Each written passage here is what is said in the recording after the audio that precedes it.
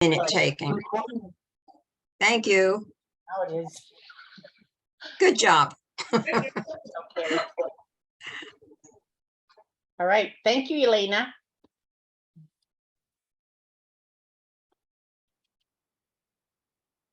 Is there any other public comment on matters within the commissioner's jurisdiction? Oh, thumbs up from Elena. Thumbs up from Elena. Thank you.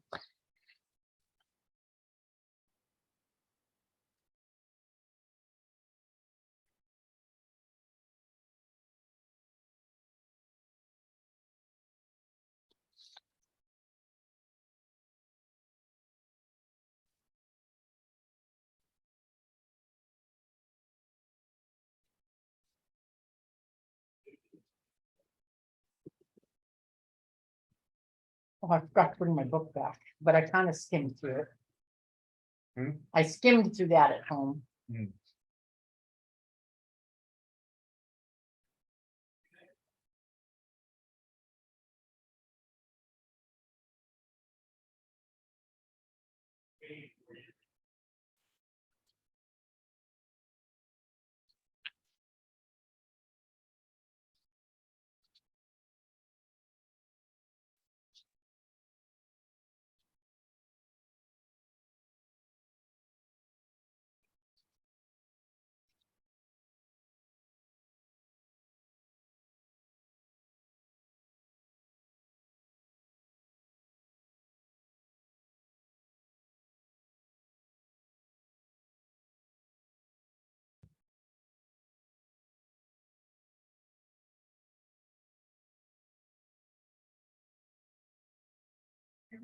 First, new voice message from telephone number 406-239-0418 received today at 8:48 a.m. Hi, this is Brad Rasky. Looking to speak to management and or check. Got a question for them. Concerning Jason Lake. You could give me a call back at their number or when I'm pointing to one, that's great. My phone number is 406-239-0418.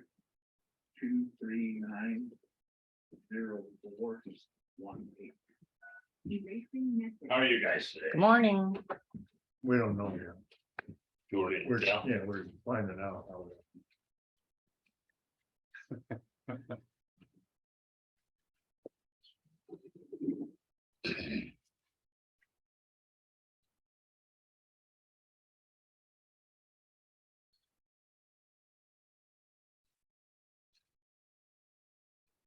So did somebody want us to call? Brad Radke wants the call-in number for the meeting, for the dam part. Do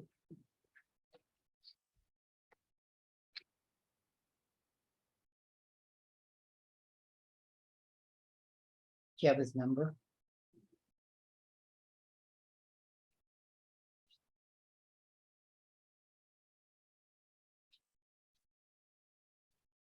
Damn situation. Any more public comment on matters within the commissioner's jurisdiction? We have 5 more minutes. If anybody wants to make any comments. Brad, this is Sue at the commissioner's office. The dam part of the meeting for the water is on at 9:30, and you can call in on the phone number I will give you. You can join by Zoom.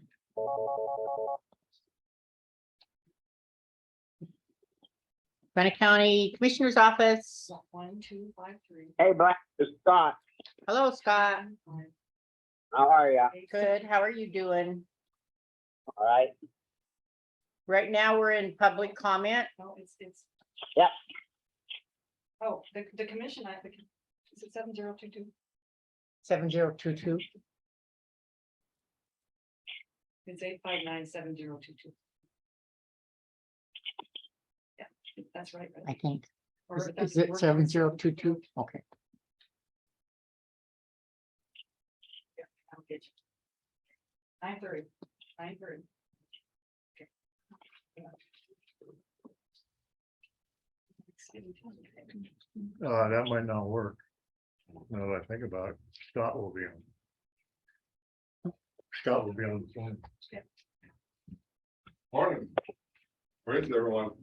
Yeah. You brought them off? That's good. We have Scott on the phone. Okay, hello, Howdy. how's the fire? Still going. Barely. Long days. Put in about half a fire line yesterday. Working, huh? Yeah, they're going after it. We'll have her today circled. Oh, good.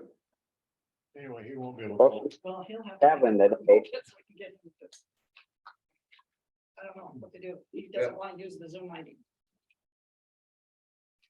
You guys just in, public We're on comment? public comment for 2 more minutes. So that,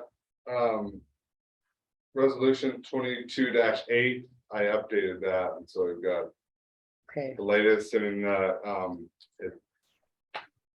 Setting all 3 ballot issues. Elena whether had a you agree comment. to it or not. Pardon? Who? Elena had a comment. Okay. okay. Elaine does. So Go ahead, Elena. Thank you. I just want to say, if Scott calls in on one of the telephone numbers on the agenda, he won't tie up the commissioner's number and other people can call. So I just wanted to bring that point out. Okay. Did Thank you you. hear that, Scott? Yes, I sure heard. So Don't you- matter what I do. Okay, so what number did you call in on? The 7022.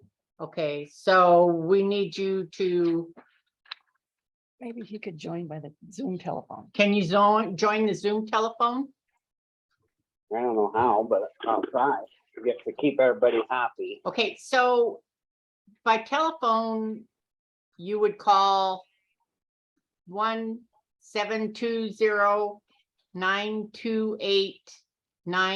1-720-928-9299. All right, I'll try it. Okay, great, thanks. And all he'd have to do is follow the instructions when they give it to him. So it's not hard. Thank you. Yeah, they'll give you when you dial that number, they'll give you instructions, Scott. Yeah, tell her not to treat me like that. Oh, listen, you don't need to be that.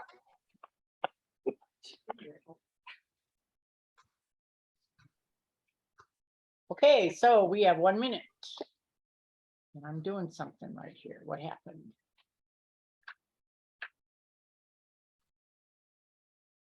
So when he dials in, will it come in on this phone? No. Okay. Go through. It'll go through her. Go through, Good. yeah, so that it does open that one. I tried it one time, but I didn't have, for some reason, I didn't have good cell coverage and it didn't work, but that was me If last year. he's able to access through this, he should be able to Yeah, as long as access. he's got good cell coverage, he'll be able to. So there's 3 numbers that you can call in on. Yeah, sometimes they get, like, there's a maximum number to granted. So how many do they have? Granite County Commissioner's Office. Yeah, what's the meeting ID number? It didn't come up on the Okay, website.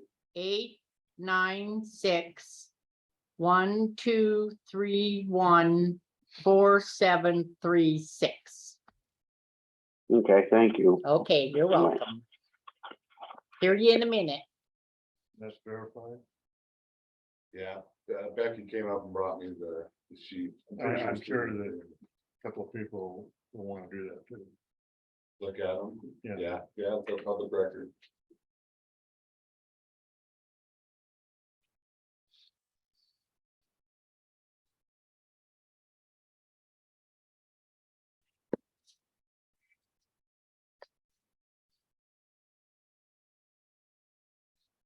Okay, so it is 9:16, time on the agenda for Road and Bridge Weekly Report with Road and Bridge Superintendent Paul Alt. Good morning. Good morning. Morning.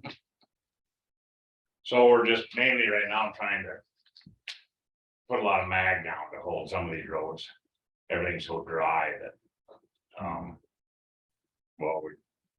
we're doing some blading as well, but you just can't hold the road as soon as you're done blading them. If you don't mag it completely, they're blowing up and tore up again in 3 or 4 days. But doing that, doing some dirt patching. And we got somebody came off Black Pine a little too hot and hit some of them Jersey rails up there, tipped 2 of them over. Again, Yeah, that's just recently. Hot or drunk, I mean, Right. I don't know. They drove, whatever it was, they drove up to that first house on the left. Doesn't make any difference, but did sheriff get called or? I have no idea. so this is last week they were talking about it. Somebody called in with last week. Was it Yeah, last somebody week? emailed in last week, I think. Is Craig that the Larson. same Yeah, one? Same thing. So it'll be the same one, that Craig Larson's email. Anyway, I'm sending an excavator to do some work up there anyway. We gotta clean that top cattle guard at the end of the pavement. So we'll level that out, stand them back up and. I mean, Was Craig thinking it was dangerous or just was upset? well, he was just worried if they were laying down and somebody Yeah. hit them, Yeah, they go over the bank. Well, if they went 10 feet farther, they went over the bank anyway. You know. But the point is, they need to be stood up, we'll be standing them back up. So. We'll get that. I'd rather have them break away. He's solid. what was that? You're cut off a little bit, Scott. I said I'd rather have them break away than be solid.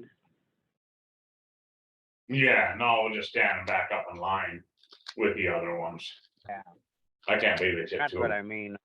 But I'm not too sure something didn't come unhooked. A trailer or something. Hmm. Because you can just see the tractor just like that, where it slid into it, but Hmm. I don't know. At any rate, we're gonna get it took care of. So. And. That's about it mowing. I'm stopping him from mowing at 10, 11 o'clock, just kind of depends how hot it is. Hmm. You know, just worried about fire. So that's what we're doing with that. And. As far as the dumps, everything's going all right at the dumps, other than we can't get our iron hauled. Their trucks are broke down and we just can't get them to come and pull the steel bins. So last week I had Brad take a load of the dump truck down. He went and cleaned the mess up at the Peterborough dump, hauled it down. We're gonna do that again in the morning. Hopefully this week they'll have a truck fixed to start hauling for us, but we gotta do something to, I mean, that stuff's just everywhere, you know. And Andrew from Butte, he says as soon as they get the truck, they'll prioritize us to get us caught up. Cause Drummond's really bad. But he's got a lot more room, you know, so he can move stuff around. But So one question on the solid waste site here in Peaburg. I didn't realize that you were putting an extra dumpster in. Was that brought to our attention or? Yeah, we'd actually talked about it last year. And we're not gonna put it in until next spring. Because it's winding down to the end of the season now, you know, that. In 20, 30 days, a lot of these people are gonna be leaving here for the winter. Right, well, you were working on it. That would be Right. just something that you Yeah, could bring that to our attention, that this is what we've been doing at the dump site. I mean, I didn't know anything about it. Sorry. yeah, we just. Just fixed some gates and then. Fixed the other gate that went in front of the compactor, just welded some stuff on that to make it a little better for the people. Because it's, would swing in beyond there a little bit. With it hooked with a chain. And. Just made it so it's. Basically, so they could lean against it, you know, and it would be Yeah, solid. And.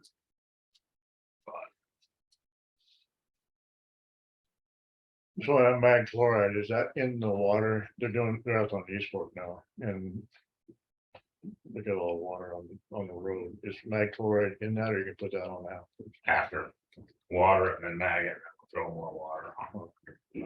Yeah. It's just so dusty. And everybody drives 60, you know. But Mag chloride astronomical, or is it?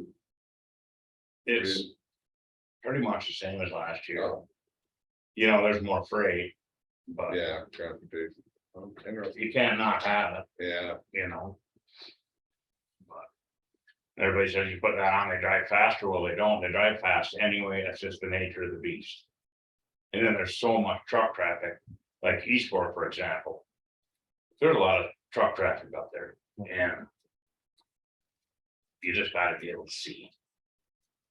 So then we're gonna shoot it all the way down toward Elk Creek Oh, okay. and get that hill took care of some, you know, trying to hold it basically, but So it says on our agenda that your Barca, have you figured out your Barca projects and put it in, submitted it into, put it on your budget in the gas tax fund? well. I figured for one thing, we buy our gravel and stuff with it. You know, push it down in the land. Can't we buy sand with it?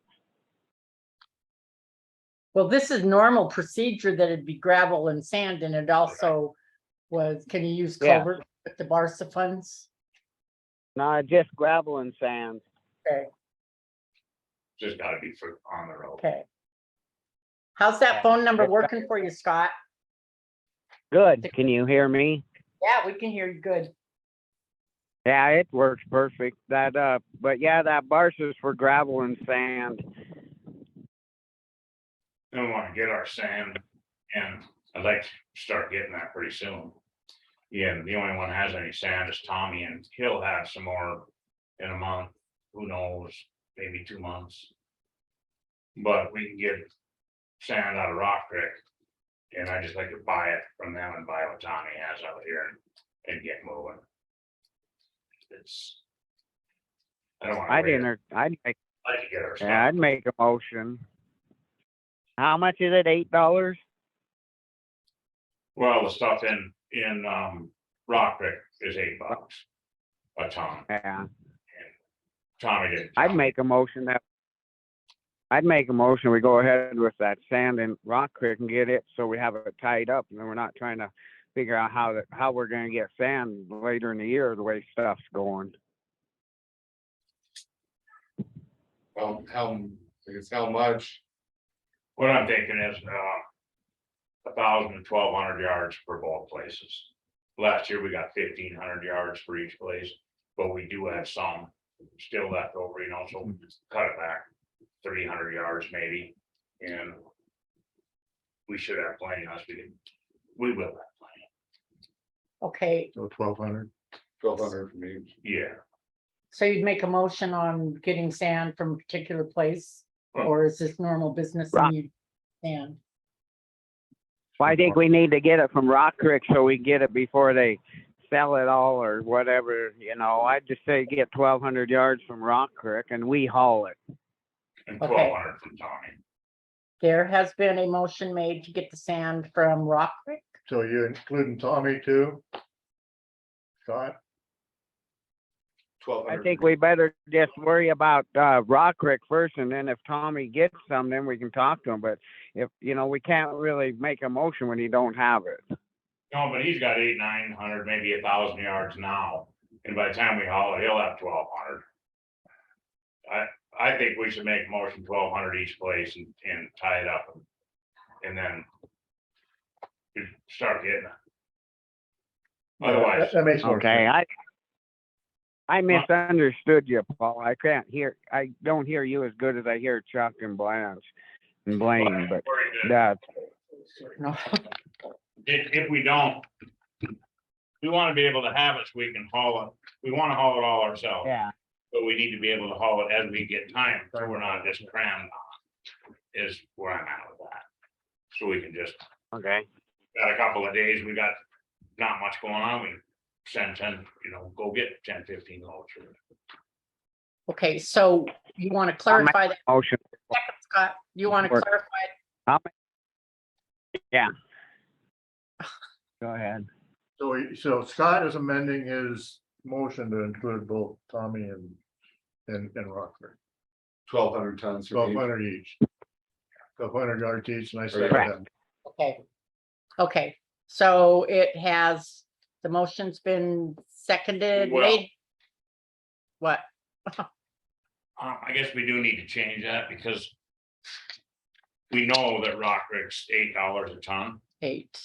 So I think today's motion should be. It will take 1,200 ton from Rock Creek at $8 a ton.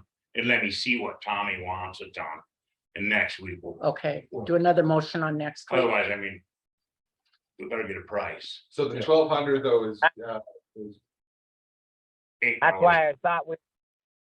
That's why I thought we'd just do this one right now until we figure out how much he actually has and then make Okay. the motion on. That's what I Okay. was saying. So we're back to the motion. Original Okay. motion From Rock Creek at $8. from Rock Creek, Yeah. 1,200. From Rock Creek at $8 a ton, I'll second that. seconded by Chuck. Any public comment? Made by Scott? Any public comment? No, I'm Oh. good with that. No public comment, all in favor? Aye. Aye. Are you in Aye. favor? Okay, great. Motion carried. I just wanted to do it that way, then we can figure out what Tommy has and see what he wants. I didn't want to make a motion when I don't know how much he wants for it. Okay, Yeah, don't rub it in. Well, you Okay, could do a motion saying conditional upon him matching the $8, but you negative next week works. Then, yeah. okay, it's 9:30. Is there anything else? 9:30 and dam tenders report. The Georgetown Lake outflows review and Randy decision. Arnold- Randy Arnold. Brandon Parrott won't be in. Do we want to call Brandon? Yeah. Brad? Yeah, do you mind signing in? Oh, Thanks. You want to sit up here too? Brandon, Just It's sec, Brett. Scott. Brandon won't be in. Or he's not gonna be on the phone. He just called. Brad is here. Oh, hi, Brad. Which one's Brad? Yeah. I remember you now. This is Pat's apple too, the regional. The better looking one, We- Brad. Oh, yeah, right. He's a fit one. Where, you want them? right Granite here County on the Commissioner's office? Office. Easy to flash, right? Hi, this is Brad Radke. I was just calling in to be on the conference call of the Georgetown Lake topic. Okay, great. You're here and we're just in the process to get going on this. Great. Okay, thank you. You Okay. may want to give them the Zoom number. Do you want the Zoom number by any chance or so? No, I'm out in the field. It's, Okay. no, that's All right, okay. Brad. Hey, Brad Radke. Yeah, Go ahead and tell them what you were gonna say. Just ask them so they can get your comment, and then that way you don't get, okay. Yeah, So I just- can I- Scott, just a second, Brad, Scott, can we go ahead and say what, I mean, the inches below full pull and stuff before we start on public comment? Yeah, you're chair. Huh? Yeah, you can. Yeah, Yeah. okay. That's what we're gonna do. Well, that's what I was just gonna have, maybe Chuck, you explain this a little bit better, and then we'll Okay, carry on. Thanks, Scott. we've got it's down 8.004 inches, which in last week was 5.56, so we're pushing 3 inches. I mean, it's dropping like a rock as far as I'm concerned. I mean, I just don't, personally, I don't see where we have additional water to, but to let everybody talk. And Well, would you make a motion and if anybody seconded, then we'd make up public comment, or do we want comment before? do it You do it either way, but you may want to take public comment, Okay. so it helps guide your motion. Okay, so let's, we've got the information, let's, So where I'm coming from, if it's dropping like this now. And my theory was last week, remember my theory, you guys might not have heard my theory, but I don't think we're getting the seepage from other places, not just Silver Lake, but other places. We did get, at least my place, 8 inches of rain this spring, which brought it up everything, but it didn't really fill the ground totally. And I don't think we're getting the seepage in that we normally got previous years. I mean, 3 years ago, we couldn't figure out where all the water was coming. You know, it just kept coming in and you know, Flint Creek was running at 30 or whatever. But we were letting out more, but the last year we didn't. So, you know, that's my theory is it's just not coming in and because it's dropping so fast. Yeah. At 30. To me, I mean. Yeah, I think you're right. I mean, I can think you we have- introduce yourself, please? Yeah, this is Brad Lehrman with Fish Life Parks. I think we did, obviously we had good snow, I mean, good rain this spring and we had decent snowpack and, yeah, I think we filled the aquifer pretty well, but it's definitely dried out since. And then the other thing I've noticed when we get these 100-degree days and 90, which obviously hasn't been a high for us, but down, you know, Missoula's been 109, you know, 98 and a lot of high temps the last few days. You just get so much evaporation that I think the lake really starts to drop. So it's probably, groundwater's probably off a little bit, but that evaporation. And that was my theory. We're getting all this evaporation. Yeah. Because it's actually, I think it is warmer these last few years. Right. And we always have wind. I live up there and we always have wind in the Yeah. afternoon and it's mixing it up and it's going away. And we don't have that seepage coming in that we had before. And I think that restock the, recharge the lake on cloudy days and at night, that extra seepage. I Yeah. don't think we're good. Yeah. Pat Sappel, Fish Wildlife and Parks, thanks. The DNRC report suggested that the inflows is lower than anticipated. So I think that-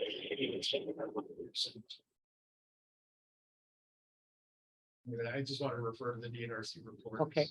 As agreeing with that, I think. So your So suggestion, can I talk? just a second, we'll call on you.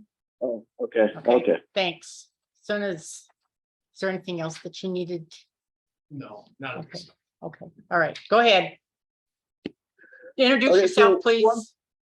This is Brad Radke. I'm a member of Flint Creek Water Users Association, the Allendale Irrigation Company, for Willow Creek Reservoir, all those things.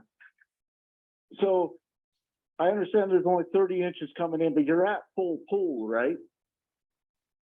No, what? Correct, Brad? Brad Lehrman, you're at full pool up there, right? We're not at full pool now. I think you said it was 28. 8 inches low. It's 8 inches low? Yeah. But even with, so the thing is, what do you lower that down to in October? Because I know you always dump water out of there in October because you don't want it full for spring, right? Right. Right. So I don't understand why we couldn't, if you could just release 100 inches out of there right now, you're still got 30 coming in. It's only a net loss of 70. It's not, I mean, it's not like you're going to drain Georgetown Lake. Am I wrong? Brad, this is Blaine. The inflows right now aren't at 30. I believe, have to look at the DNRC report. Do we have that? Is it? Yeah. I think he said. what the president was. Okay, so just a second.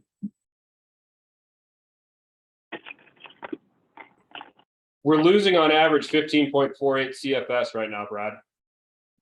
So lake inputs are 16.7 CFS, and July, the average outflow was 32.2 CFS.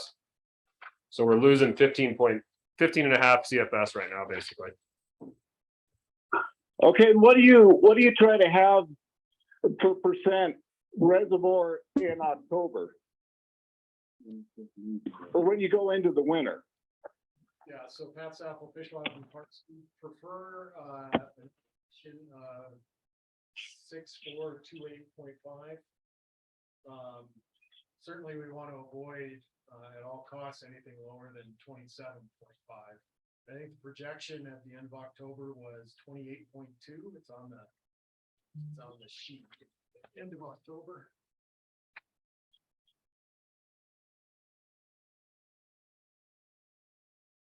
Yeah, it was, the projection right now is 6428.18. So going into winter, we'd be below the preferred amount. So on this graph, where do you want the preferred? So all these are the end of the month. And so we're looking at early November, late October as being ice up. And so we're looking at this number. And so we'd like that to be 6428.5. And we're below that. It's not critical, but yeah. Any extra water release would be below what would push us further below the preferred lake level. And how many inches is that approximately? I'm not good at the inches. That'd be about a foot. I mean, it's a foot down, so. it's Huh? Times it by 40. About a foot. About a foot, it's 29.5 is Yo. full. Yeah. Okay, so Elena has a comment. Go ahead, Elena. A point of clarification, just again, clarification, there was an update that was uploaded as of today from the USGS. And it says, and I think I heard somebody mention it, as of today is 8.04 inches below full pool. So I just want to, I think I heard somebody mention that, but that's as of today, so it's below. Thank you. So it looks to me like we're gonna be below a foot by the end of this month. If we keep going down the way we're going. Yeah, I can't remember what the projections were, but yeah, it's Well, that's my own. definitely by mid-September, we're gonna be.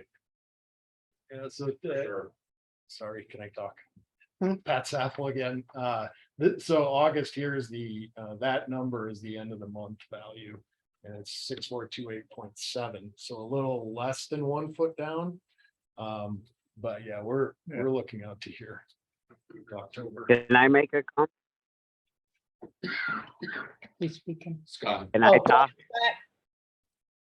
Hey, well, what if we gave them so much for like a week or so? Why can't we help them out by giving them some water? If we're not gonna be hurt that bad, even coming into winter, why can't we give them some and then go back like we usually do? It's always worked before. Yeah, Pat Sappel, Fish Wildlife and Parks. Yeah, that's kind of what we understood. The concept of what we were gonna be talking about today was maybe a short-term bump with a payback, preferably before the end of the irrigation season and the license, which is October 15th. We have done that before. And I think there's been discussion with the homeowners, as well as other irrigators in the valley, because there's different supplies and stuff, and I certainly want to hear the public comment from those folks on what they think about whatever proposals brought forward. And so what's your feeling on that? Well, yeah, it's been acceptable in the past. Okay. When we've heard from all the different parties Okay. involved, about doing a short-term increase followed by a payback, essentially increasing flows for a short time and then decreasing it later, so you maintain the volume projection on the chart. Well, it seemed to me that we'd have to have payback right away to get into the same inflow as we had if we were gonna let out more. Let's say this week we let out more, we'd have to very quickly cut it back so we could get that same inflow. If we waited until October, we wouldn't have the same, I don't think we'll have the same inflow You know, I mean, if everything stays dry and it dries out more. Projections there. Huh? You can look at his projections and see what the projected inflow is. Yeah. for it, you know. I got my own. Yeah. Yeah. I think the concept is. Just a sec. Oh, go ahead. Well, the concept Can't figure out is, what their numbers are though. the concept is simply you have a bathtub, you're taking a little more later, then you're taking less late, so. The volume evens out and, the projections in there. Take into consideration the inflows through time. So basically, we're just dealing with that volume difference, if that makes sense. Go ahead, Blaine. Commissioner Allen, this is Blaine, were you talking about like a 15 CFS increase for a week and then later on it'd be reduced to 15 CFS for a week, or what were you thinking? Yes, that's what I was saying. That just to figure out if we need to help them. It's not just all about the recreational and the fish. It's about the people down there making them living too. I think we forget about that. No, it isn't. I still say you'd have to, if we increase it, we'd have to decrease it. right after. Shut it off in October. Because if you wait until October, you could come at with a 20 CFS inflow and let's say without out a 40 or whatever. Yeah. See what I'm saying? Are- It's not gonna Are you equal. saying that's like 3 years? Just a sec. On the phone. Scott, go ahead. Scott, So you're saying dump it in October? No, I'm saying. That if you way do under, that, that's do that like, Just a second. CFS now, then as soon as we cut that off, we'd have to decrease it by 15 CFS to get the same approximately inflows that we're getting at the time we let. out, correct, You see. correct. If But yeah, then we we, waited it to shut her down in October. You know, we might shut it down to 20 CFS going out. And we're only getting 20 right CFS. now, We wouldn't gain anything. I understand. what you- You can shut it down at the 15th of September and still have this. I mean, we don't need it in October and we don't really need it at the end of September. Yeah. good I was point. trying to say that. Yeah, like Pat Okay. Sapple again, yeah, sooner the better the payback. okay. Um, Blaine has a comment. Yeah, I was gonna say what Brad was gonna say, that the payback could be third week in September. Would that be, what are your thoughts on that, Brad? Yeah, I think that's fine. I mean, if we can get it until the middle of September, we're good. Okay, wait. Let me get this clear. What you're asking for, Brad, is you want it down or up 15 from now until the middle of September? Well, it'd only be for a Sure. week is what they're willing to agree to. Okay, and so what we're agreeing for 1 week is all that the fish, wildlife and, Oh, you're just gonna release water for 1 week. well, we have Brad, three different. Lumen, is that what you're saying? We're kind of waiting for a proposal on what you guys want to do. I mean, yeah, a week or two, you're not, I mean, there's no way you're gonna be able to repay back if you ran an extra 10 to 15 CFS till September 15th, you won't be able to pay back an equal amount of water, so. I don't think, I mean, I guess I'd have to think about the calculations, but that's gonna be tough for sure, but. Well, go ahead and Well, I think about the guess- calculations and let's see if we can get something to work better than a week of water. Well, you'd have to go 2 weeks, because you only ain't to get nothing downstream for 3 to 4 days. You have to go 2 weeks. We've done that before and did all the calculations and it came out fine. Yeah, but this is a different year. Last year and this year are different than like the other years I was here.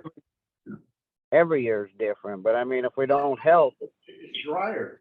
I mean, we're 8 inches below full pool now. I mean, I watch his graph, I look at him almost every day. And just going down. I just can't. How are they about to stay at full flow all the time? I don't know. Okay, How about 10 days, Chuck? What are your thoughts on that? How much? How much, what's CFS? okay, 15? so just so that I understand, we can let out more. We've got permission. Well, they're willing to hear a proposal. They're willing so to it hear a sounds like proposal. me, yeah. So we can't say, okay, we're gonna let out 15 more until you hear the proposal, and then 3 have to agree, We're basically negotiating an agreement right now. negotiate agreement. Yeah, So what we're, Pat Sapligan, I guess what we were anticipating was, some, an additional release for a certain time period from X date to another date. And then a reduction in outflows, from another date to another date that pays back the increase in flows. If that's what you want to. Okay, okay. So we have to make an agreement. Oh, it's been agreed upon that. Just to keep it full. Hello, can I speak, please? You on the phone? No, Brad, just kidding. I'm just trying to Sorry. understand. So we're making an agreement that we would pay it back starting September 15th. Now we need to get some kind of an agreement on how long we're gonna let it out. And there's no agreement here. Well, the thing is, we only have one person on the phone. And 2 people sitting here. And we're gonna make this decision. All these other people, all the other ranchers, all the homeowners, I don't know. I think what Brad's saying though is he's representing Allendale and the Flick Creek water users. So he's got some. Brad, this is Blaine, you're representing Flick Creek water Yeah. users and Allendale, correct? Okay, Right, and Rex is sitting here with me as well. We're both on the phone. I'm just the one talking, I guess. okay. The only thing I'd bring up is just because there is some history here, and Pat mentioned earlier was that in the past, this type of proposal was made, and then George McLean and Bill Dennis, who are both obviously deceased now, but those ranches went against these proposals because they wanted the water. So that might be a box you guys want to check. I want to check with those guys and make sure they're happy with it. Because they were in last, other people were in last October wanting water Okay, right up to the end. yeah. Apparently those guys use it as an aquifer recharge in October or something. I don't know exactly, but you might want to check with them, but check all the boxes. But if it was paid back in September, then there potentially, then he could up it in October. But yeah, it's a good point. I'm trying to get everyone's. Okay, what's your suggestion? How long to let it out? Just a sec. Okay, go ahead. We could go up to 2 weeks. 2 weeks? 2 weeks? You agreed on 2 weeks? You agreed on 2 weeks? We haven't talked about it enough. How about you? I'm going with the professionals because I'm still green on this. This is only my second year of looking at water, and yet last year was, so I really do want. One thing Pat just said is we got also the amount too.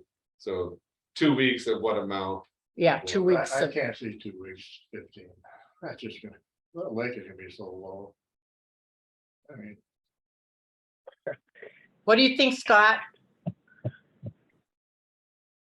I think we have to go 2 weeks. Tim, you're just not gonna get the flow down there on that 1 week. They know that. We've studied this and studied this. So you Blaine? may just want to entertain a motion then on it. Go forward. So Brad, how about 2 weeks is agreeable to you? I guess we'll take what we can get right now. Okay. So I would. Well, you won't get no more. If you want more, you better try to go for more, but they're not going to. I can tell you that right now. But you better try to get as much as you can right now, because they're not going to come back to the table and go for more. I'll put everything on that. Well, we'll take what we can get right now, I guess, so. Okay. Okay, so. Entertain a motion. Scott, do you want to make a motion?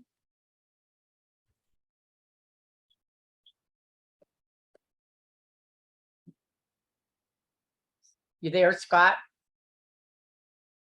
It's not there. How about you?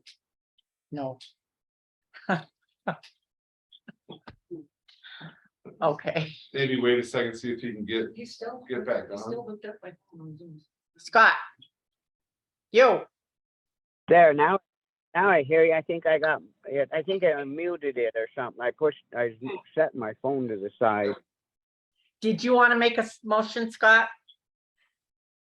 Yeah, I'll make a motion that we go ahead with the 15 for 2 weeks, because I don't think it's gonna do much good with going for 1 week, and I know that nobody's gonna go for longer than 2 weeks.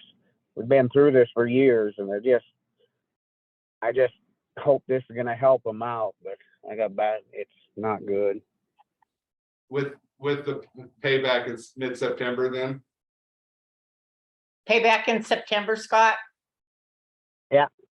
Is there a I second? mean, right now, there's Okay, I will second it. Any public comment? Elena has public comment.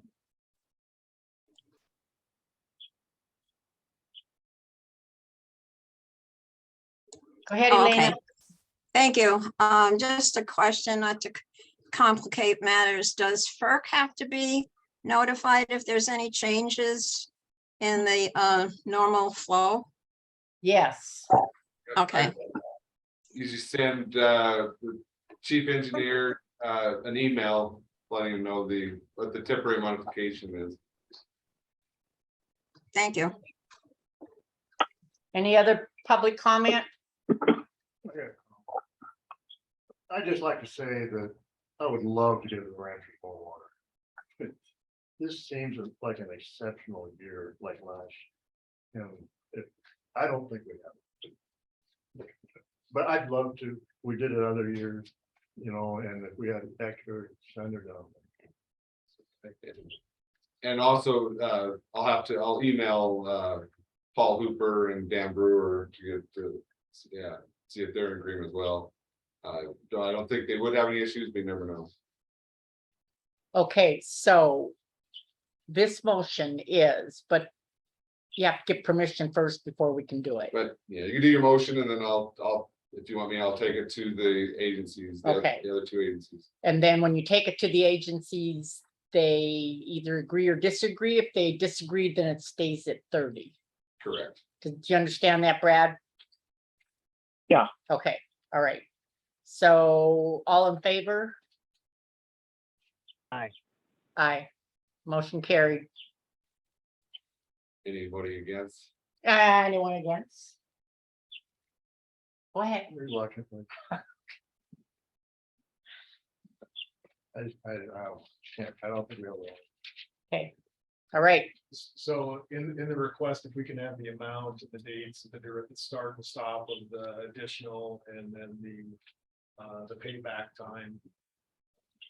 They're talking September 15th to the end of into September 30th is the payback and now for 2 weeks. Yeah, Right. I just wanna, Yeah, Right. I want a very accurate proposal. that'll be put in my email. Right. So we would start on granted permission. Yeah, so likely to be tomorrow. Okay, Yeah. so we'd start, Andy Arnold has it. okay, go ahead, Randy. Yeah, sorry, I didn't mean to interrupt it. Pat Saffel got to right where I was going to go. My name is Randy Arnold. I'm the regional supervisor for Fish, Wildlife and Parks. And I guess first I wanted to apologize for not being in person. Would like to have met you in person rather than over Zoom, but appreciate the technology opportunity.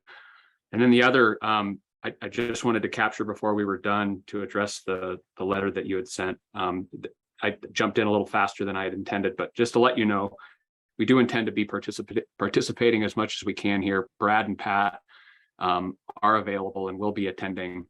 And the only thing that we might forecast a bit is as these requests come in, we know this irrigation season and this is an every year topic. So we will aim to have somebody in attendance at these meetings, but if you do get a sense that you are gonna want to make a change or you're getting requests, just give us a note, a little bit of heads up, and we'll make sure that we have somebody in attendance. So with that, just wanted to introduce myself and thank you. Thank you, Randy. Okay, Brad, did you get all that? We will, I guess, will you email Brad and let him know whether that, or does he call or the Flint Creek Water? Yeah, I'll Users? let everyone know. Okay, so So I Brad, have to call Talon. if Yeah. everybody Okay. agrees. all right, Yeah. Yeah, So, thank you. We okay. got- thank you, Brad. Yep. Thank you. Bye. I'll send an email out here. Thank you, Okay, gentlemen. sounds good. Yeah, just so you guys know too, working with Blaine on this has been great. Like he's been on top of it as soon as things happen. So appreciate that for sure. Okay. Yeah, and then I'll just, to have our involvement, there'll be times when one of us won't be able to make it, but we'll try to have someone else and to really ensure that we're available when you guys need us. Any heads up that things are coming, like Randy Right. said, that, you know, we help us help you. Right, And I think we've been very available to always on something that's unanticipated. And so that's the hard thing for us to figure out. Right. And if you can give us a heads You've up. been what? What'd you say, Pat? I think we've been very available when these issues have come up, maybe not half. Only, But soon after. no, Um, no. It's, we beg you to get on here. We beg Brad to be here.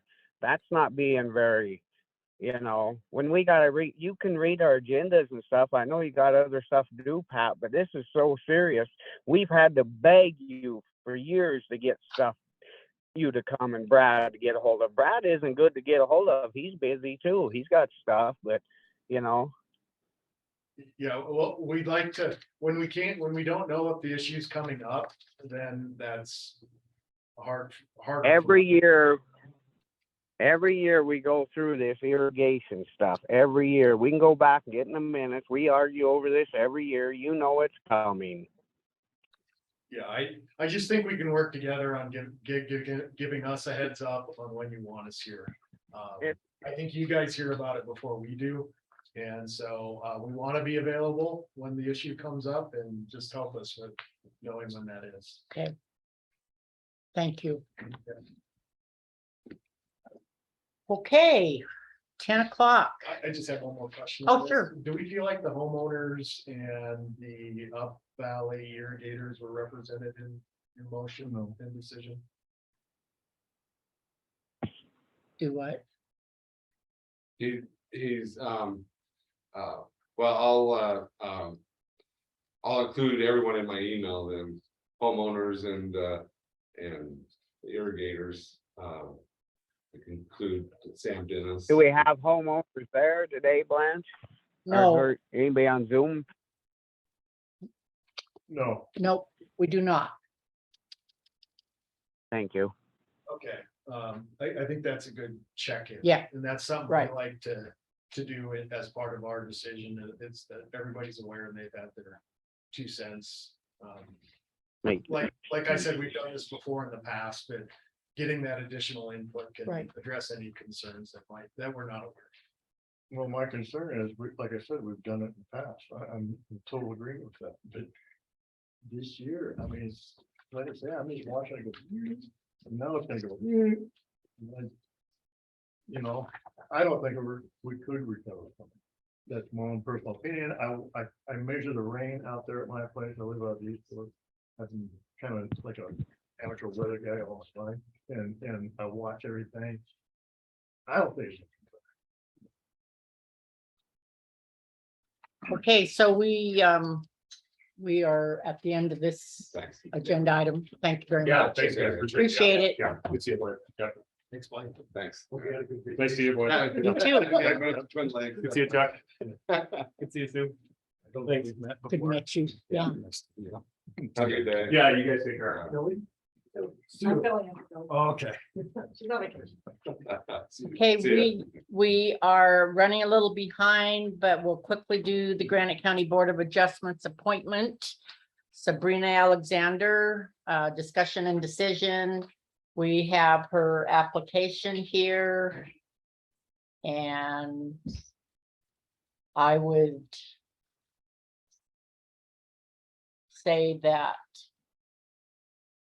we approve her application and allow her I'll to make a be, motion to approve the you application. make a motion. Is there any second? I second it. Okay. All, any public comment? Okay. All in favor? All right. Aye. Aye. All right, motion carried. Welcome aboard, Sabrina Alexander. Does this get changed? So Billy will send her a letter when she gets back. Okay, now it is 10 o'clock, Eagle Ambulance update, discussion and decision. Was she gonna be with us today or? I seen an email, Blanche, that said she couldn't make it this morning due to a medical thing. And then, but I didn't know if they got her back on because I hit and I erased my damn email thing. So I don't know if Catherine's going to be on or later or something, but in order to be on later, we'd had to have it sooner to put it on the agenda, is my opinion. Yeah, you may want to But table if there it. was Well, an emergency, then we'll have to table it because she did leave. I read that email. So I see that there was 45 minutes allowed for this and she's not here. So do I just table it? As the chair? I think I would, Blanche, due to Okay. the fact that if it come up, Let's something table, happened. let's table the Eagle Ambulance update until what, couple weeks or? We need No, to get it next week. next week. We need, Table. yeah, it's pretty serious, but next week, that's just my opinion. Sooner the better, and I don't know if she was gonna try to call in or what, but there was some emergency. It was on an email. I erased it. I didn't see the email, but yeah, I didn't get it. Billy doesn't have anything. Hmm? There's I nothing didn't- Billy's. There's- So you just got it, Scott, or apparently the commissioners didn't? Well, I don't know what, but it said something about and if she could be put on later. It's in a text or an email, and I hit the damn button, but there was an emergency. I don't want to say what it said on there because it's personal. But it asked to be put on later, and I don't know if Billy got it or not. And then I hit the damn thing and erased it. I bet Technology. Billy must not have got the Yeah, message, I don't 'cause think. there's nothing on it. Anyway, we'll table it. You agree with tabling it? Yeah. Okay. Okay, Yeah, and get on next week. Thanks. so our next agenda item is at 10:45. Should we go off? Okay, thanks. Okay, Scott, see you in 45 minutes, or do you want to just keep up? And it's 10:45 and the next agenda item is Slate Architects Task Order number 1. Discussion. Well, I guess this is what we agreed to before, and it's just $4,500 or $5,500 for the first phase of the architecture. And I think that's probably going through Okay. and evaluating everything.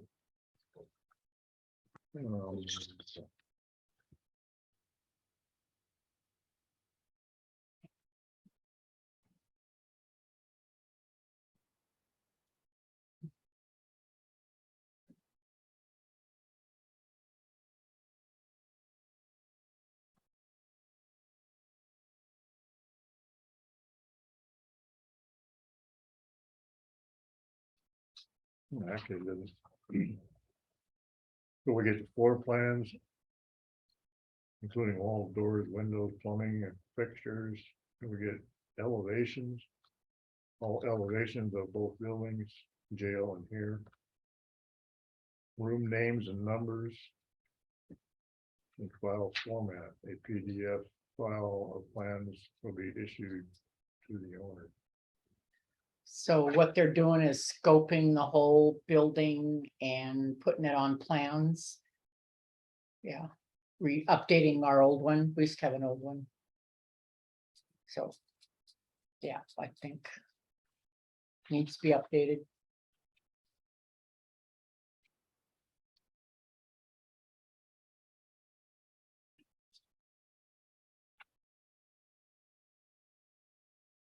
Scott trying to get in, maybe at all?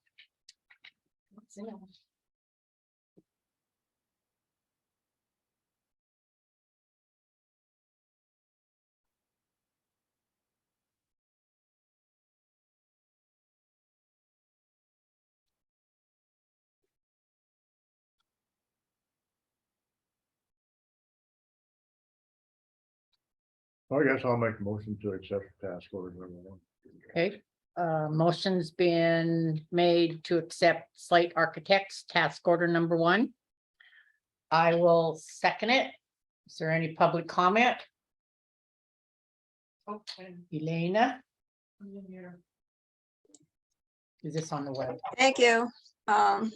This is Elena Gagliano for the record. I looked at the project description scope. And maybe I missed it, but I didn't see any reference to the fact that the courthouse is on the historical register. And there's certain compliances that they have to abide by. Maybe I missed it. But is there anything, do they know that both the jail and the courthouse are on the historical register? Yeah, That's we my talked. question. I'm sure they know it. Historical. Did you hear Chuck? Yeah, well, just assuming that they know it, I don't see it on this thing that you're gonna sign. Spent time on the story, the record, courthouse. This task order thing, Yeah, should we have it, Elena pointed out that it doesn't say anything about the historical nature of the building. Yeah, but they understand that, know it. Yes. The one thing that we need with them is like a base agreement, and then these task orders would be go along with that base agreement. I'm working on that, and so that could be on for next week, but I think I would encourage you to go ahead and get started this, because they wanted to get the scans of the courthouse and the jail, and so they could make things a lot right. streamlined for doing later work. So and that's like blueprints type Yeah, and thing. they even, it's my understanding, they'll even show like where the piping and electrical, and so everything, they were surprised it hadn't been done already. Right. It's And that's essential for, this task order Yes. number 1. yeah. Okay. So, So what Elena is asking, I mean, I guess it would be probably okay to put into this that it is historical, but so that, or is that necessary? Well, I don't think it is, because I mean, all the floor plans, elevations, and room names and numbers and format, your PDF, I mean. It doesn't have anything to do with really revamping anything, you know, I mean, we could try. See that? I don't think they understand that, and we'll use, act professionally. Though the ADA is gonna trump the historical requirements, so putting the elevator in is gonna, it's a necessity. Okay, so your question, Elena, this more or less is the task order to make sure that our floor plans, elevations, and room names and numbers are recorded and set down in a proper format, which they are not right now. Correct. Never been Yeah. done, if I'm aware of it. Yeah, the scan will include all of the, everything that. Okay. Is in plumbing and electrical. But I'd ask that that base agreement with them be on for next week. I think it'll only take 5 minutes. But I'm working on that right now. Okay, so this is Elena back on. You asked the question of me, I guess, Blanche. And I'm a little leery because the last plans that you guys had, they were gonna take out the bathrooms upstairs in the courtroom. They were gonna do something with the judge's little bathroom and room. And that's all historical. When they did the ladies' bathroom downstairs, that was unbelievable what they did to the ladies' bathroom downstairs in the basement. So it is historical. And I hope that it's going to be in the plans, that they're going to abide by it, certain things. Thank you. The last plans that McDonald Architecture had done was, or A&E was, yeah, the elevator was gonna go through the men's bathroom. And so the thought is to potentially change that, but it wasn't gonna go through the judge's chambers, but the current thought was potentially would go where the judge's bathroom is right now. Potentially looking at getting another bathroom. Ultimately, that'd be the commission's decision on where it goes, but the yeah, the elevator is gonna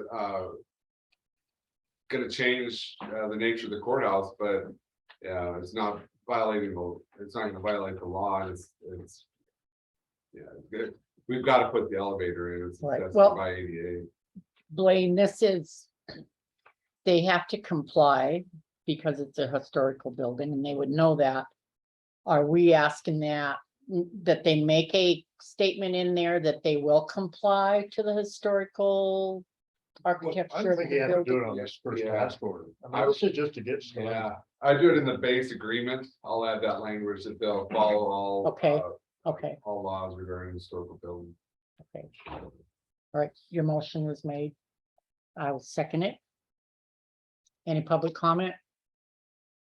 Or do you already do that? Isn't me. Thanks for doing it. It gets us going on. Okay, all right. Starting. So, and is this gonna go on the agenda next week?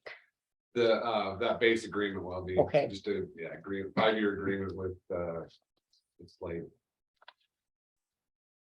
Okay, knowing that they know that it is an historical building and needs to be vamped in historical.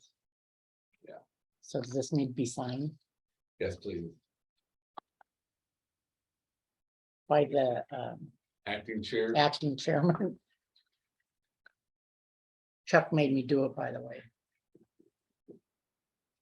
Thank you. It's been a long time coming, trying to get an architect and. Right, absolutely. You have the funds, now's the time to do it, in my opinion.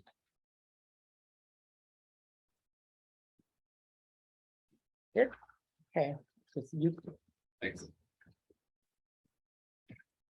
okay, 5 minutes until Flint Creek or Flint Valley subdivision preliminary plat. What's new, Tom? How are you? I'm good. When you look on the second page of that, Yeah, come on up. on the heading, That's it. it's got Billy, did you change it? But I haven't met Mr. Heath before. All right. I don't Chuck, think I've this been is on Tom my- Root. Tom from Hall, how are you? I heard about you. Oh, that's good. Good. Oh. Good. There you go. Well, that's a funny name, Billy. Billy. Put that thing you just signed. You can tell the truth, it's okay. I gave it Chuck. to I thought he said all good. He said that. I had no idea. I sent you an updated. Yeah, it still was dated July 7th, but I printed it off. Yeah, it is. But it added the thing about, it added the thing about the, showing that water line going Okay. across there. Which obviously we're not gonna do because there's no water right there. Yeah, you'll have Okay, that when we I'll get talk to there. them about that, sure. You just wait until. 11, right? And that does need to be, the irrigation ditch does need to be. We're probably gonna move one of those pins, like that. There's one that's in the hayfield, one was that back, or a pin on lot 12, so that it doesn't go through the H. That was one of the things that showed up that we didn't know until we got on the ground, but Yeah, that's, I think that's all in compliance here, because we're allowed minor changes, Yeah. nothing significant, yeah. Doesn't change the integrity of the subdivision. Cleans up some lines.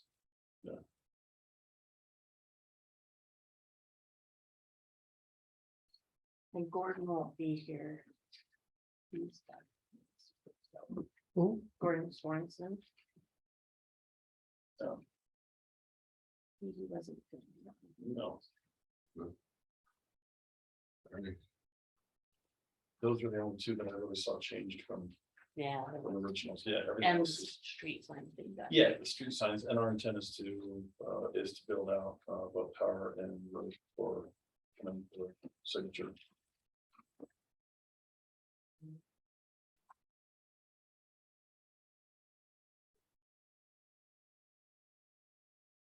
Scott taking the day off. No, he is fighting fires Oh. and. He was signed in, but. He's signed out now.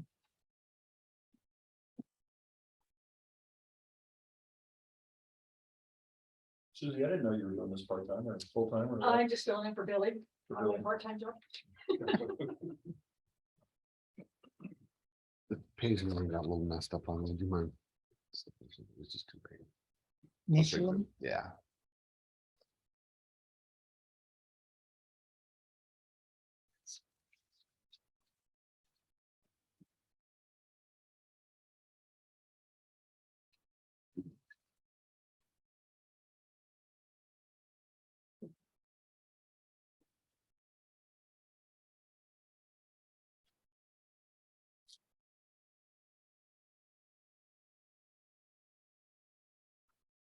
Yeah, I need that spring. He did ID the location of the spring. Mhm. Pot pickers by you. Yeah, before this one, Yeah. yeah, um, yeah, I don't know. What the idea is. yeah. We kind of got shocked in them, but Yeah, You're talking about the one the other night. yeah. yeah. Well. Yeah, I said I told him about the, look at the lawn, I don't know if that would be. Yeah. That would fine words last word. Yeah. Too much. Essentially too much speculation. Isn't it? Yeah. Well, if there's been that and this, You were saying that Deer Lodge could actually approve the subdivision based on the non-objection to annexation. yeah, I've never heard of that either, but I guess, so it's essentially like the developer giving away the right. yeah. Yeah, I can't give. But, you know. Doing what the other people might do, yeah.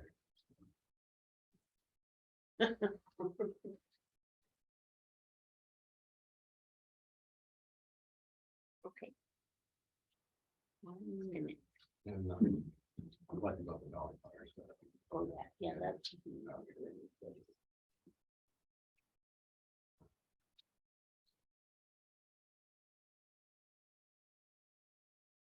Okay, it is 11 a.m. Our next agenda item is Flint Valley subdivision preliminary plat application.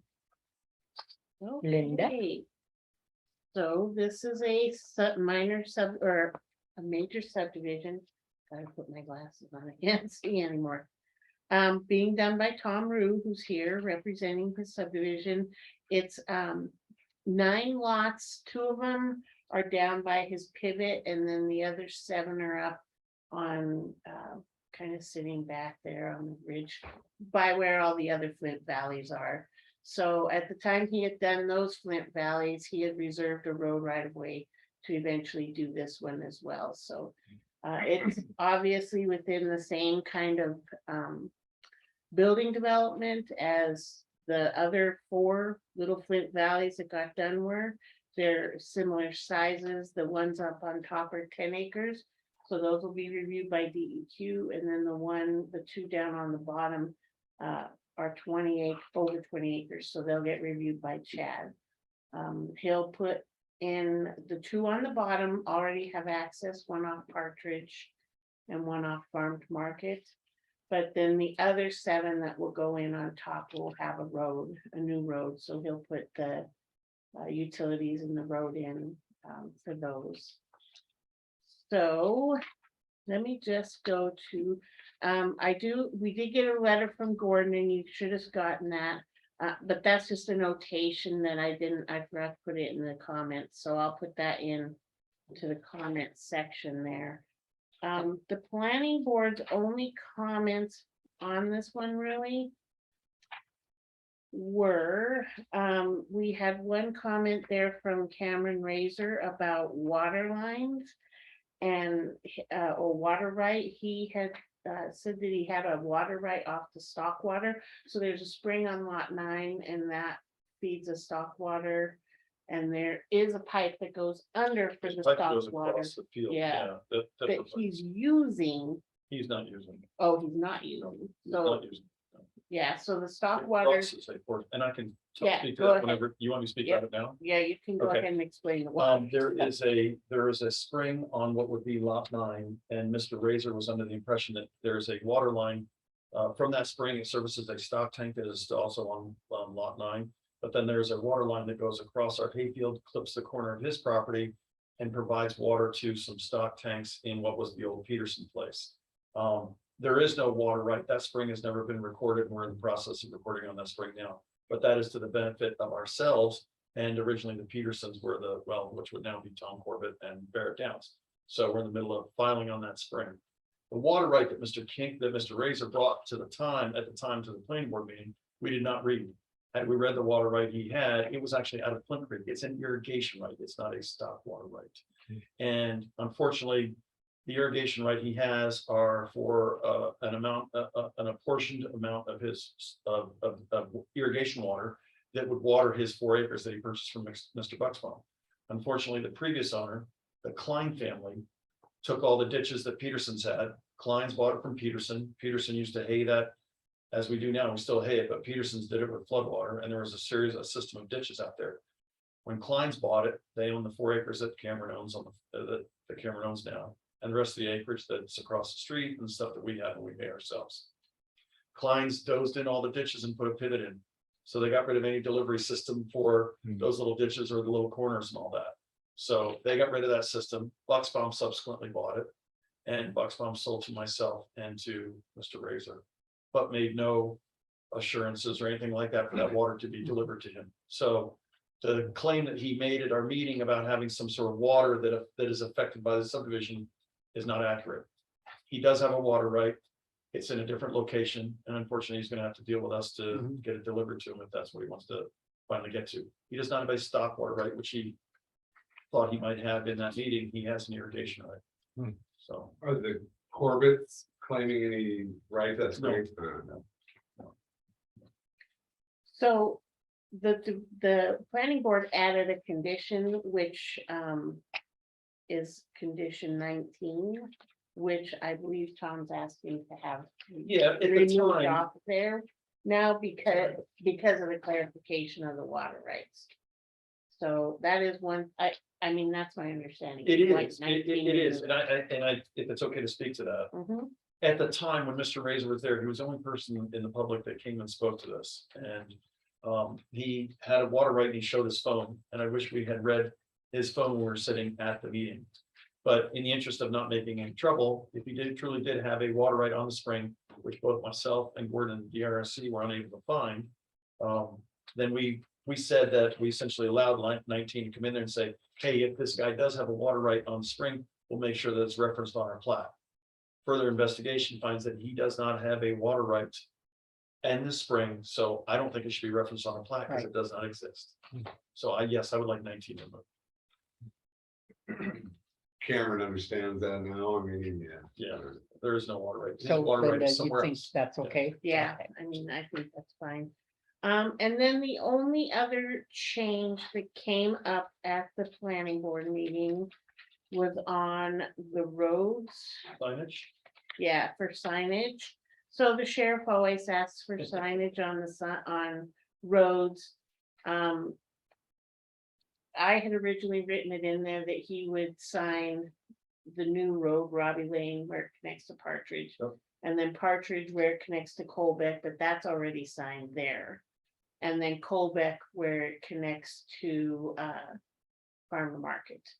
But the planning board felt that since Colbeck was a county road, that he shouldn't be forced to go that far out to sign, and that the county should sign Colbeck to Farm to Market. And he should only be responsible for the one on the subdivision. So that change was made within the conditions. I don't think that's a problem. It's just a notation that that's the only other thing that the planning board really discussed at the time. Other than that, it's, are there any questions or? No subdivision improvements agreements. No, Yeah. the intent is with our approval, assuming that we would get an approval. Our intent would be to go and build the power and the roads and then come back and get the plat signed.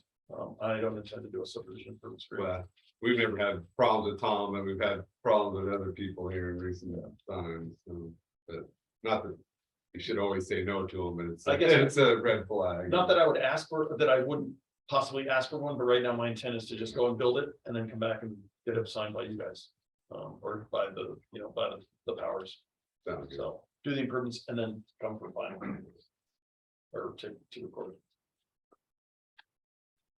So what do we need here for a decision? So we just need if the commission wants to approve, we need a motion to approve it with the conditions. From the planning board? Yeah. In Would with the can we- conditions with the one with removed. 19 removed. Thank you. 19 removed. Do I hear a motion? Yeah, I'll make a motion to approve this. Flint Valley subdivision plat application. With So we're approving the the application. changes from the planning board. Yes, Yep, so you're giving preliminary plat Yes. approval, and then he'll have the 3 years to bring in his final Yes. plat. okay. 3 years. 3 years is what state law gives you, yep, to get your work done in. I will second that. Is there any public comment? No public comment? All in favor? Aye. Aye. Motion carried. Thank you both. All right. Thank you, Linda. Yep, Thank you, guys. Thanks. When I go for final, do I need to come back in here or do I really just get my signatures? I get my checklist done and then walk it around the courthouse? usually, I can't remember. yeah, usually you just send it all to me and then I'll Yep, get you yep, on okay, the commission. okay. All right. So you can get it done. Appreciate your attention on the matter. Cool. Thank you, thank you. All right. Good thanks. luck. You bet. Thank Thanks. you. Yeah, I've got a bunch of work to do. You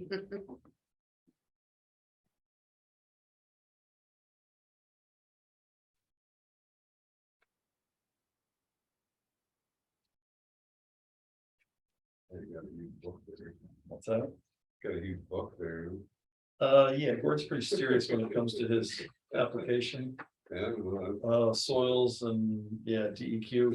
Well, that's the other thing. I mean, when you approve it, it's still subject to the Right. DEQ approving it, so. yeah. Which is obviously one of the conditions. It's goes without saying. So none of this happens if the DEQ says, oh, nope. But we've done all the analysis and it works, so it should work. Good. Yeah. All right. Thank Have you a all. good one. Appreciate it. Nice meeting you. You too. We'll see you again. Yeah. Thank you. So our next agenda item is at 11:30, so we can go off until 11:30.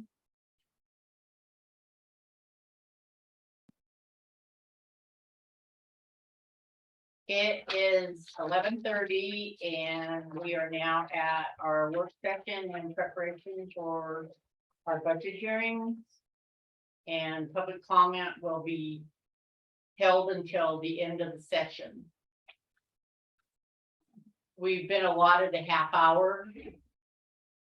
And I guess in that half hour, the only thing that we can really timely discuss is what certified values and the county levies will be.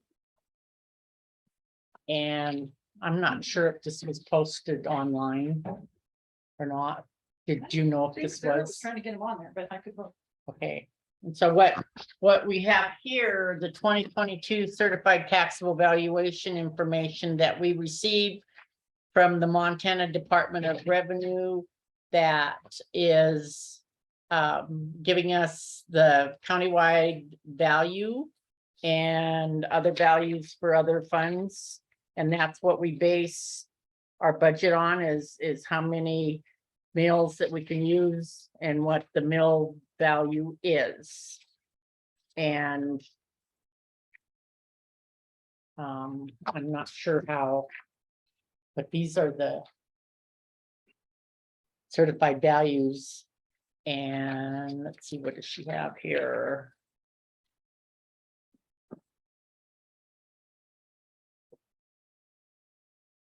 I think probably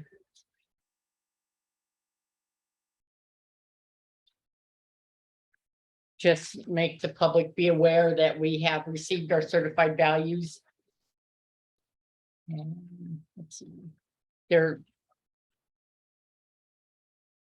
preliminary budget was done by the clerk and recorder. She is at convention this week. She does have them all. Oh, she does have them. And so those preliminary budgets are on the website.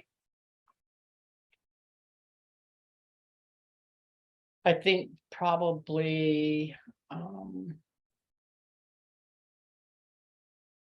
we would wait maybe until to go through everyone. We're gonna need a couple hours, easy.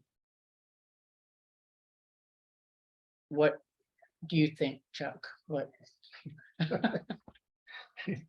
You're asking. Well, I'm just thinking what we can do. I think I'm listening to you. Yeah, okay. So what we have our actuals that were expended in FY 22. We have this report. And that was used as a comparison for next year's budget, what will be used, and for if there was enough actual budget power to add increases requested by the department heads. I think probably what maybe we could talk about if we wanted, or if we want to wait for Scott, is the major funds, which would be the road and solid waste general fund, if you wanted. But there is 3 mills that she left a note that were left over. And countywide. And speaking with the Parks and Recreation Director for Phillipsburg, who is Maggie McDonald. She's doing the parks and stuff this year. And she was saying that the park here is horrible. The playground is awful. And the Parks Fund has not been levied for years and years, and that park is a mess. And we do have a fund, it's 2210 for parks, that is countywide levied, and then we split it between the north and the south, half of the county, and there is $12,000 in there. So I would like to propose maybe that we bring the Parks Fund back and levy it and look at somehow trying to get parks updated. So what they have to do with these 3 mills? See, there's the 3 mills are extra mills that would be put into the reserve in the countywide fund. Or, if we want to increase budgets in this countywide fund. I mean, you could put them on the parks or something. Yeah. You could. Yes. Even 2 mills to get started. How much is that? So 3 mills would be 47,658, which would be a start. for Parks Fund.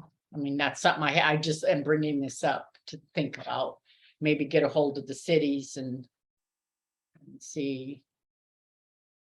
Because the park is horrible. Horrible. What we're doing now, discussing budgets a little bit, so.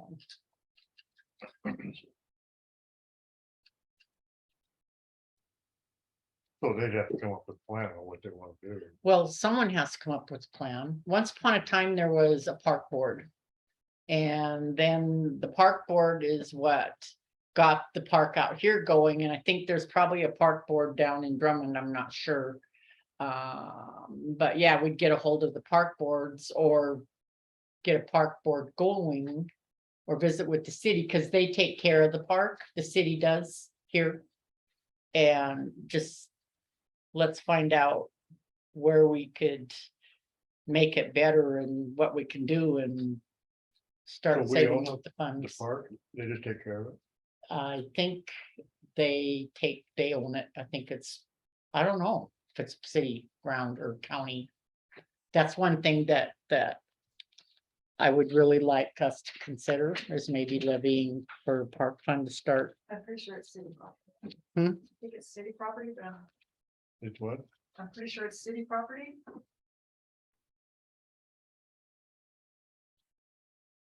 But it's a county fund, countywide fund, and then we distribute it. Yeah. And have, Why doesn't the city take care of all the funding? well, they take care of it, but the park fund is a countywide fund that can be used to supplement parks in the county which are city owned. Does that make sense? No, but So.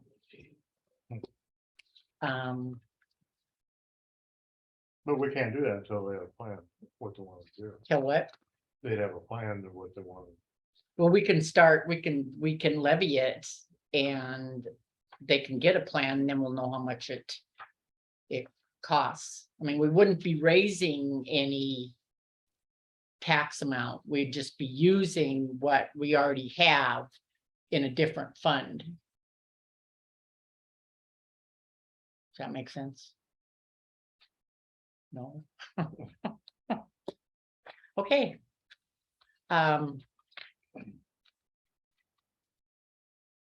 So when are we gonna get this other stuff from the state? If we've got it, that's what you're looking at right there. I thought you said we had to get something else. No. Okay. So what this is we've got our certified values. And then what Sarah did was take those values in each fund in this formula. And then figured out how many meals each fund gets. And so this preliminary one, the top are countywide funds. That means it's taxed all over the county.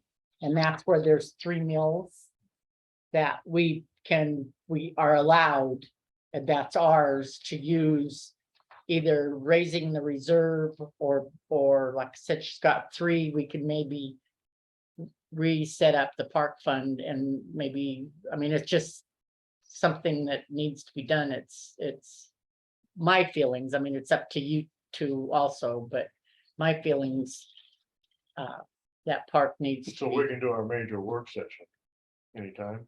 anytime, we're done, we're ready to do So- it. And it's done right We here, better make sure Scott is here. yeah. And what I'm saying is we could go through if you want to look at the road. I mean, I think we need to discuss each one, and I think Scott does need to be here. If there's anything on the road fund. Where are we? So. Is the Barca money put in the road fund, or is it put in the gas tax fund? You don't know? Thought it was road fund. I always thought it was supposed to be. Oh, she's taking the Barca match. We have to have a Barca match, so she's taking the Barca match out of the road fund. Did you need something? No, I can wait, I can wait. Oh, that's all right. We're I gonna, have a question about something. We have a solid waste board, do we not? no, Okay, I was wondering about, I had a question about potential expansion of our, of the dump here, of the town dump or county dump. you mean putting that extra dumpster in? No. People have been looking at real estate, they're looking at the Whiskey Flats subdivision, the Whiskey Flats subdivision that joins it, we've got several questions about. Does the city dump it, or does the county have any intentions of expanding the dump? Will the footprint change over time? That's the thing, because if you look at, and again, I don't mean to waste your time, I can go Right. back another time, but if you look at it aerially, I don't know what's out there, 20 acres or something like that. But the footprint of what we utilize now is probably only like 4 or 5 acres, you know, we use a fraction of it. So I didn't know if there was any plans over time to maybe move that up on the hillside behind it. Or was it put there and the hillside was kept to protect it and the views from other people seeing it? Actually, what the hillside is probably dump. I mean, then they buried it. And now I think it's where it's Well, I It's think gonna- That's further on down. is it the dump part? Where they buried the old dump. So There won't be any expansion because we don't put anything in there except what's in the So our dump, we dumpsters. used to open pit dump ourselves, we used Yeah. to dump ourselves. Okay, so we've covered that up and now we've got essentially a container site. Mhm. So if I understand what you're saying, essentially on the ground, that additional acreage there that's to the east of the container site. That is really covering the old dump and we now do a container system. Is that correct? Or a container where we truck off site? I don't think the old dump is east of there. I think it's more western. Well, west would be down in the valley floor. Right. The valley's running north-south there. Well, it'd be more And east would be up to on the hillsides, would it not, above the, So I just kind of remember in the old days going to the dump and we always faced north when you threw your dump stuff in. No, I can't remember. I always thought it was further, well, it'd be north. yeah, north, maybe it is north.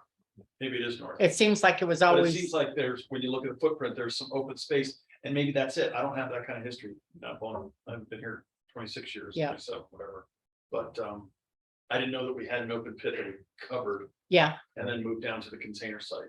yeah, Okay. because we used to go up the hill and then we used to dump and it would- Gotcha. you'd be Okay. facing, Okay, so that area is not gonna be, I wouldn't think. it's not gonna be a dump because it already was. It already is one. And Okay. then we have the graveyard, the car graveyard Yeah, that, Above. Hmm? Just above it. Yeah. Didn't draw Yeah. above. yeah. Okay. But Does the car graveyard, does that get expanded? Does that still get used? I don't think so. I don't, no, remember we were gonna try to move the cars out and then it was a big deal. We couldn't. And the sheriff uses them for. So really, the footprint was larger at one point and has shrunk really with what we use now. maybe, With the container. It sounds like it. yeah. Yeah, but, and that's my question, because people are wondering from a real estate standpoint, are they going to populate or use that portion? It sounds like that portion was already used. And they moved down to the container site. So where are you getting your footprint? Where are you seeing it? Aerially on, just aerially. Okay, or any of those. my thought would be if they have records down, because it used to be Phillipsburg's dump. Okay, And then they gave it to the county because they didn't want to maintain it anymore. Sure. And that's when it was turned into a district, and so it was no longer a little dump and the containers came in. okay. So So that's helping, because I didn't know. any of Yeah. that. I didn't know. the so history. just that one area has probably been that way. Yeah, I mean, when you look at it, it's county property. Yeah, But. but I you didn't know the probably, history of such. a map would get a better idea of actually Yeah. where the buried treasure is. Okay. All right. Thank you. Thanks for taking time out of your budget talks. All right. You're welcome. See ya. I don't know if we should open it for discussion or just.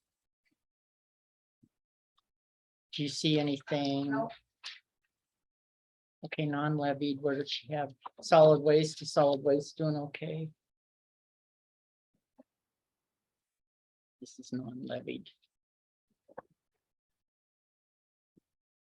Oh, we'll just see what somebody else said. So like. Let me go get something. This is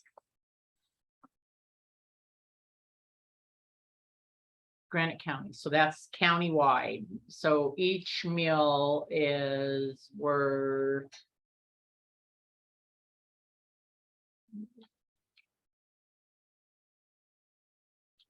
the value of the meal is 15,524, which I don't think it came up. Let me go get.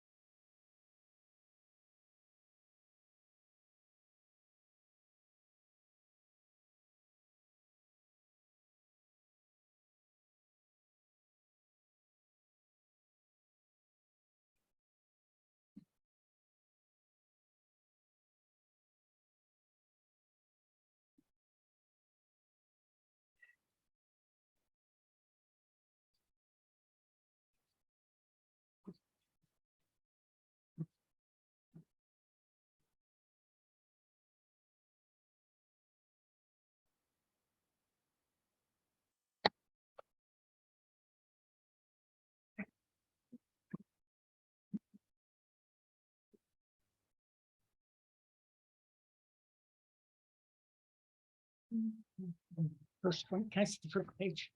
Hmm. First page, You know what? yeah, top page right there.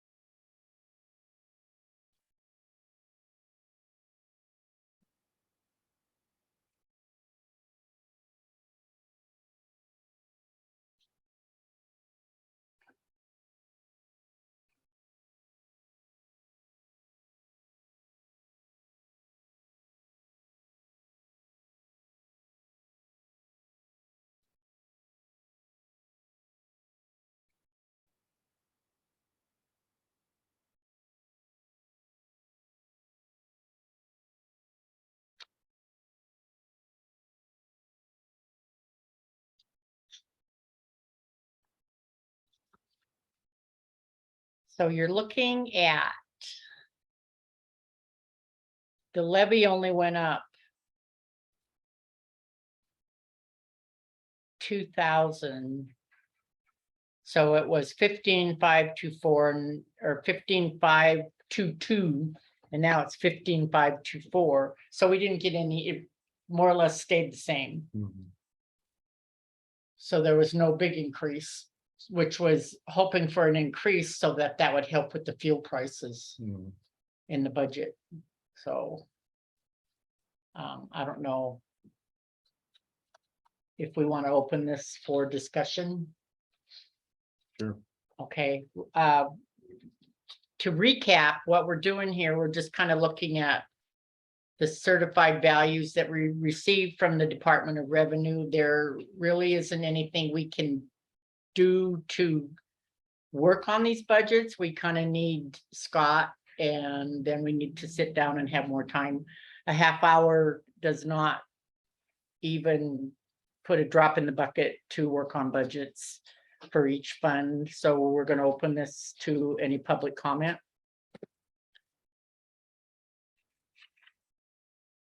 Well, we're gonna have to put this on the agenda right away and Yeah, tell Scott he's gonna be here. well, he's going to have to come. So Elena has a comment. Thank you. Just a question. And I think it was answered that it's going to be on the agenda. But I noticed that on the clerk and recorders page, there's uploaded 3 things. Preliminary non-levied budgets, preliminary levied budgets, and general budgets.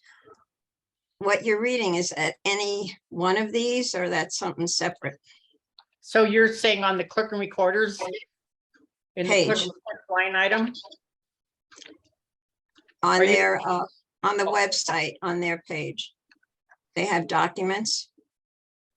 Okay, let me go look and see. I have the actual hard copy right here. One time on there.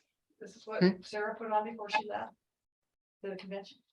She has a question on one, and I don't know what you're looking at. So let me go look and see how she has those up there. Just a second.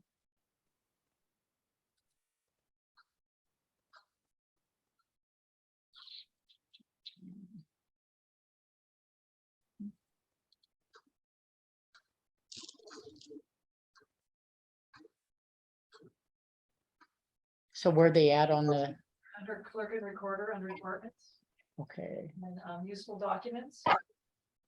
documents and forms? Oh, departments, All departments, clerk and recorder. medical. County treasurer, clerk and recorder, Useful documents. what am I doing wrong? Okay, so. There you go, right here. Yeah, and then you can click on the PDF to open it.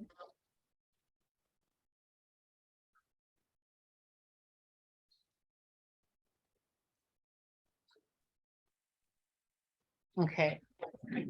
So on what page, Elena? Well, that's what I was wondering, which one of these is the document from the Department of Revenue?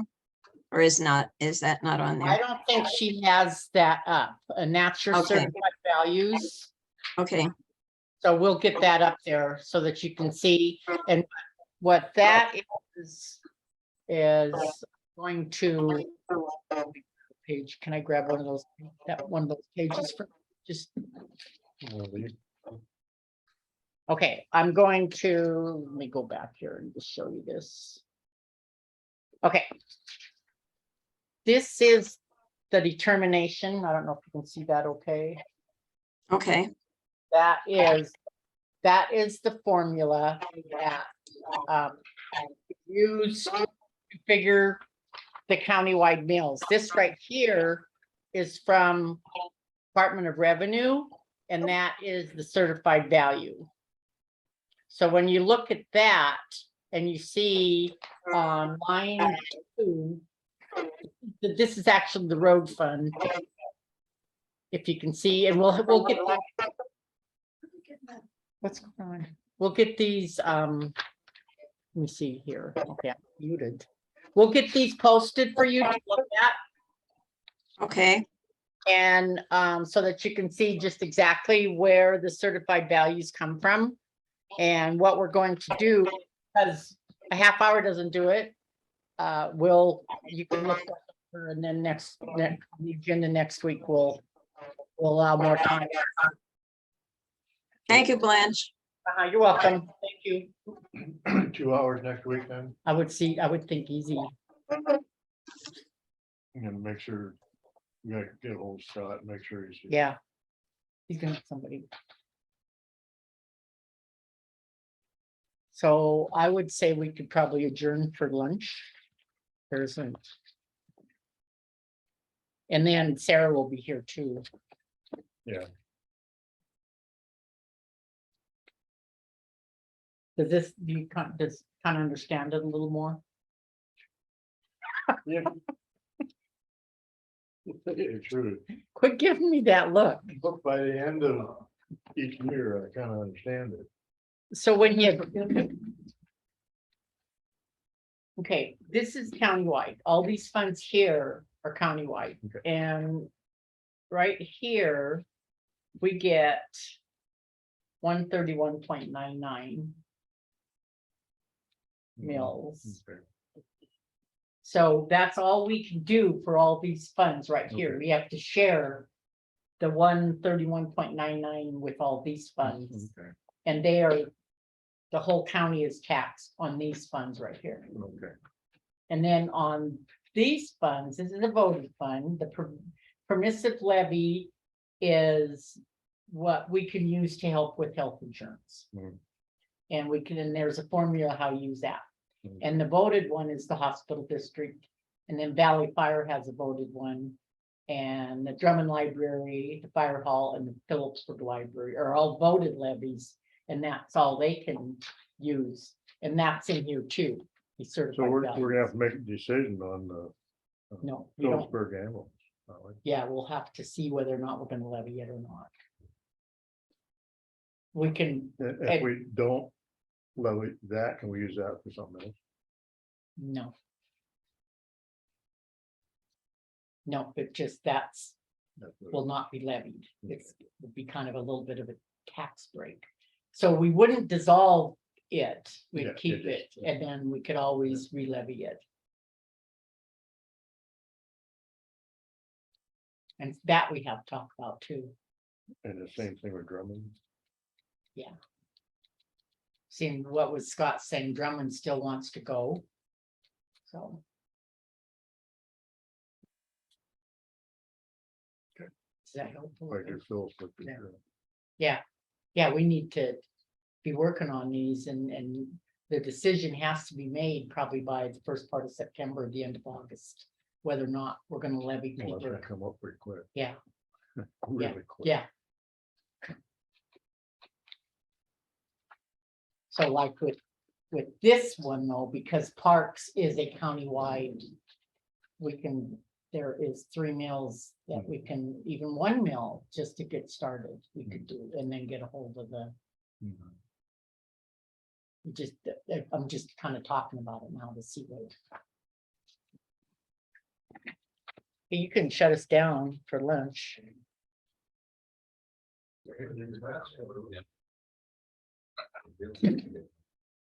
1:00, US Forest Service to discuss Lakeshore Drive and speed limit and signs. This isn't my topic, I was just invited to come. So, someone else. So the issue was that they're concerned with the, residents were concerned with the, issue of the speed limit and speeding and signage. And so that was what was, I think they said one sign or two had been taken down. Is that correct? Correct. Mm-hmm. You wanna have, yeah, I guess defer to them, have them explain. We're letting the public explain. Yeah, I would start with that. Who's first?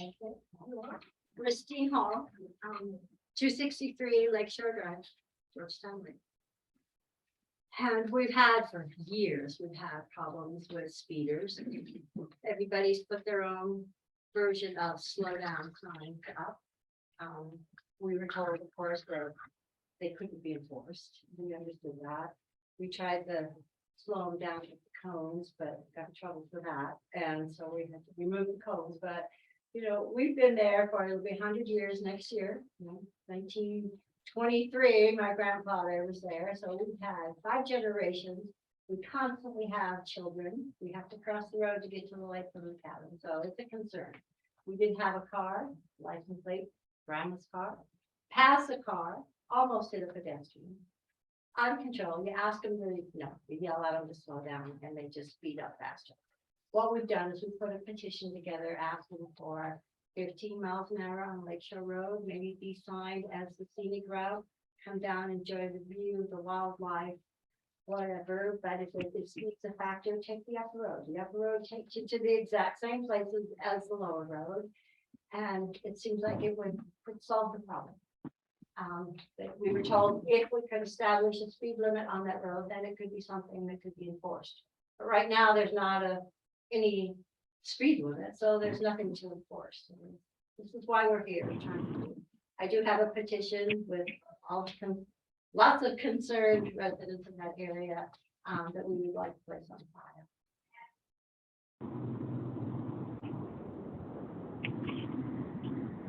Thank you. So what are we doing? This is a Forest Service road. How do you guys handle Well, our process, I believe, is exactly the same as your guys, is all speed limits are managed under the Federal Highways Administration. So. And I'm not an expert on how all that works, but. I can't remember your name, but Blaine. Blaine, Messer. okay, I met with Blaine last week. And he said you guys would have to do a study, and it's the exact same process, I'm sure. That the Forest Service would have to do. And either one of us could actually do it, because it is a Schedule A road, so it's underneath that Granite County Forest Cooperative Road Agreement with the Forest Service. But we typically don't do much with speed limit signs anywhere on national forests. What about in campgrounds? Yeah, I haven't- I haven't run that down yet. There is different policy, like we have no shooting policy within campgrounds. So there might be something set aside where we wouldn't treat it like a forest system road. So But I can we haven't- please wait until we raise our hands and then state your name? Sorry, Glenn. Oh, okay. Yeah, okay. And your name was? Eric Wilbur, Okay, thank you. 255.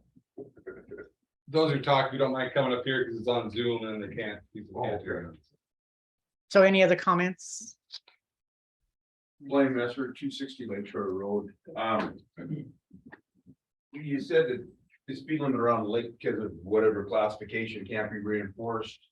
I was talking to Jeff DeHood last night, and over in his little corner 2 weeks ago for 2 to 3 hours, Scott Dunkerson, who's the sheriff, sat there and gave out numerous tickets for about 3 hours.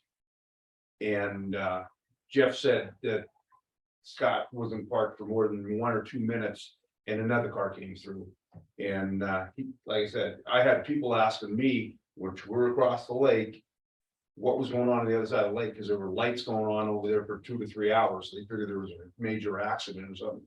It was just Scott. And so he was definitely enforcing the speed limit over there. So there's got to be somebody somewhere isn't got the right info or whatever. I mean, But that's a county road, right? Yeah, so, yeah, the speed limits I'm not sure who told you the speed limits can't be enforced. What we were talking about is, changing it arbitrarily and then enforcing a lower, lower amount. So I'm not sure who said they couldn't enforce the speed limit. there's signs on that, starting at the dam, all the way around to Lakeshore, the lake house. There's 25, there's 15, there's 35. So there must have already been a study. We can remember when they had those air tubes going across our road, and they were, that's a study. So I think they've already done a study. And ours has been marked 15 for years. They've stolen them. So I was just wondering, I mean, like I say, it's 25, 35, and 15. So I think the study's already been done possibly, and we just need to have enforcement done.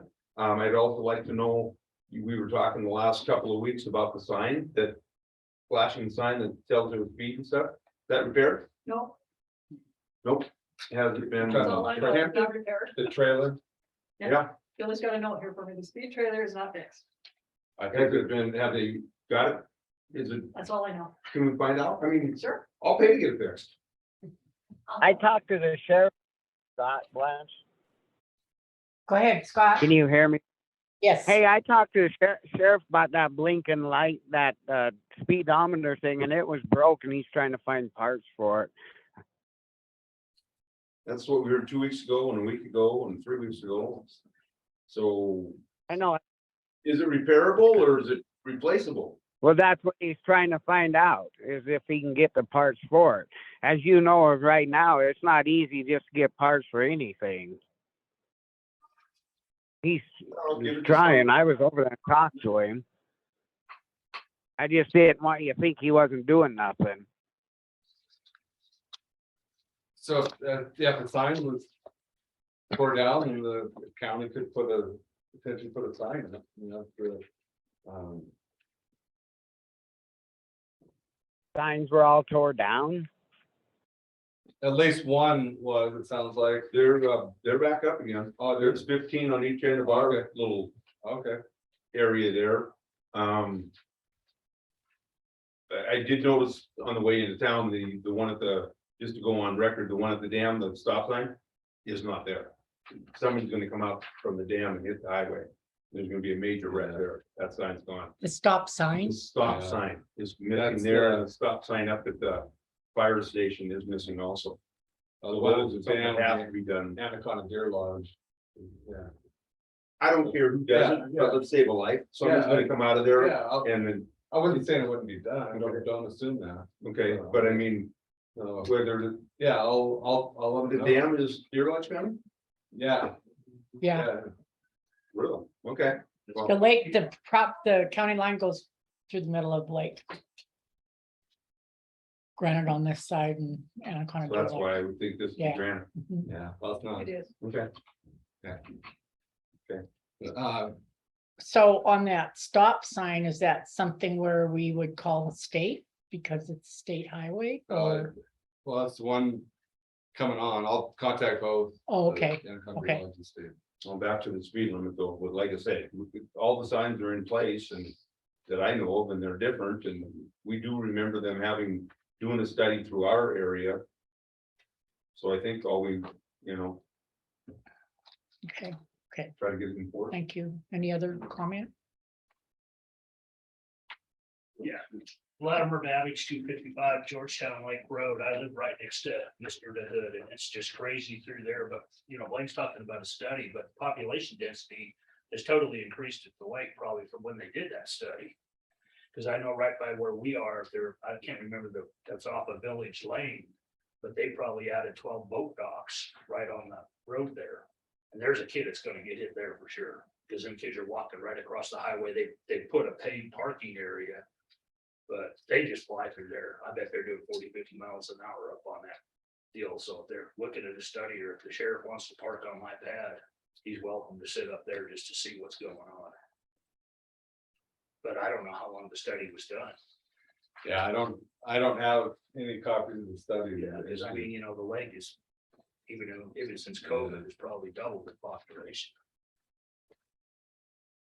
Okay, was that study done by the highway department or from like when we had the study here at the same study or? There's no records in the Forest Service office of the study. Say that again? There's no record in the Forest Service office for a speed limit study. We did do several years ago when we were applying for that flap grant. We did do traffic counters, but that had nothing to do with speed. That was just volume.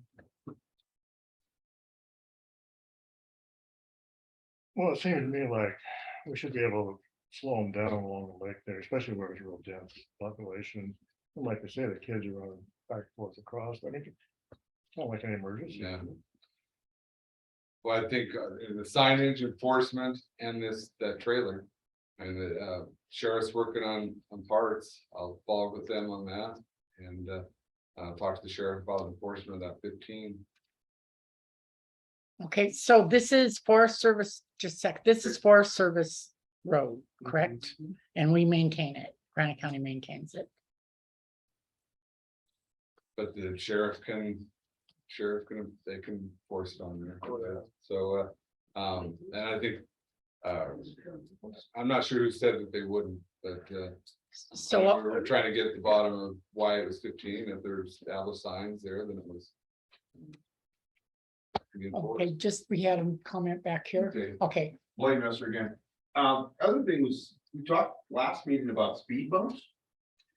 I mean, is that something there were speed bumps there? I can remember a while back, there were rubber ones that just, I thought they screwed down and then removed in the wintertime for plowing. That would be something pretty simple to do.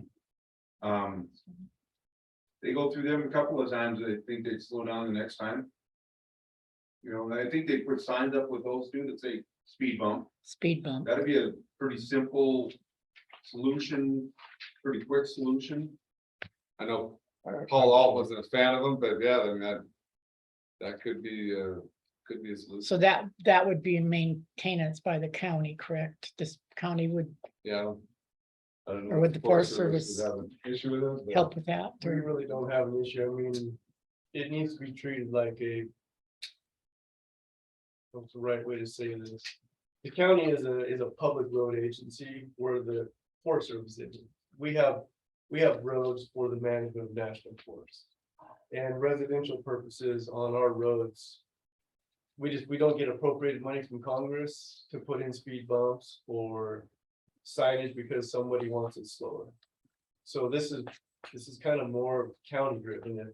If you guys decide that due to safety concerns that there needs to be a speed bump or better signage, then I would go along and support whatever you guys Yep. propose, as long as it meets whatever laws need to be met and safety, you know, we wouldn't want a speed bump that's too short, so someone drives off and goes into the lake and then sues the county with Forest Service because we have two pockets. So it needs to be done correctly, but we would support, the force would support whatever you guys want to do for the improve safety. of that area. Well, that's our area, I believe is a county road, it's not Forest Service. Lake Shore Drive was a Forest Service road. I'm on George, Sure. I'm not on North Lake Shore. You're on the pay road up above? No, I'm closer to the old dens, Okay, you know, right off of That's- Village Lane, Yeah. over toward Edwards Yeah. Track and all that, that's a county road. Yeah. correct. Yeah. And that, like I say, it's just as bad over by where Blaine and Janet, Christine live. There was just two areas that there's just heavily populated with boat docks, kids. And blind curves. I don't know if you know where Stokey's place is, but they come around that curve or over by Beano's. It's just totally nuts. Okay, Scott, do you have a comment? No, I just listening. What do you say? He just said he's listening. Are you Okay, advocating speed bumps by where you live then, on Georgetown Village That'd Road? be fine. Speed bumps, if you have two speed bumps there, 2 or 3 speed bumps. I mean, that, like Blaine said, it's gonna slow them down. They hit that a couple of times. It's, there's probably a lot of people that are driving, there's a lot of younger kids on motocross bikes, razors. And I wish I had a speed gun, because you know they're going 40, 50 miles an hour through there. And it's a blind curve as well. That's the only thing you got to be careful with the speed bumps that, just you a know, that second, just second, Scott, go If ahead. you put a speed bump on like on a corner or blind Well, corner. if they had a sign that said speed bump ahead, and they didn't slow down, I guess they do it once, they would slow down. It's no different than motorcycle hit a kid. Yeah, you'd have to have signage up. It'd have to be signed, you know, well enough, speed bumps ahead or so, but I guarantee the people that go through there, it's a lot of the same people. There was a lady that passed, you know, was passing people on the road there last week. And, you know, a couple pedestrians, I was trying to get a hold of them as well today. It was too late that just about got hit walking the road, you know, over there just because people passing or speeding, so. Okay, go ahead, Scott. I was just gonna say on them speed bumps, you'd have to really have signage, because then the liability comes back on the county when you put an obstruction in the road. What's Right. the liability of the county if somebody gets hit from somebody driving excessive speed though? I'm just saying on them speed bumps, that's just, No, you I know, understand, I'm just saying, try to. You're saying the I can drop a county, log or two across the road accidentally, I bet that. the county would be liable for people speeding? I would disagree with that, but I agree with getting enforced and getting the problem taken care of. And that might be the simplest thing, you know, I know you guys are short staffed, but, you know, a little bit more control and a few tickets out there. That's gonna slow things down on the weekend too.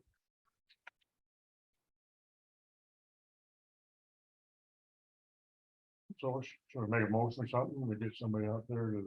It's just a discussion, you don't have a decision. Discuss. Yeah, if you're gonna do the speed bumps, I'd have that on. your Yeah, agenda next so- week. The one comment I would make is we're waiting for the sign to get fixed and we've been waiting, what, a The- month? Or the trailer The trailer trailer thing. with the. Well, sign trailer. Yeah. You're making a recommendation for speed bumps, so 1 or 2 or 3. How would we do that?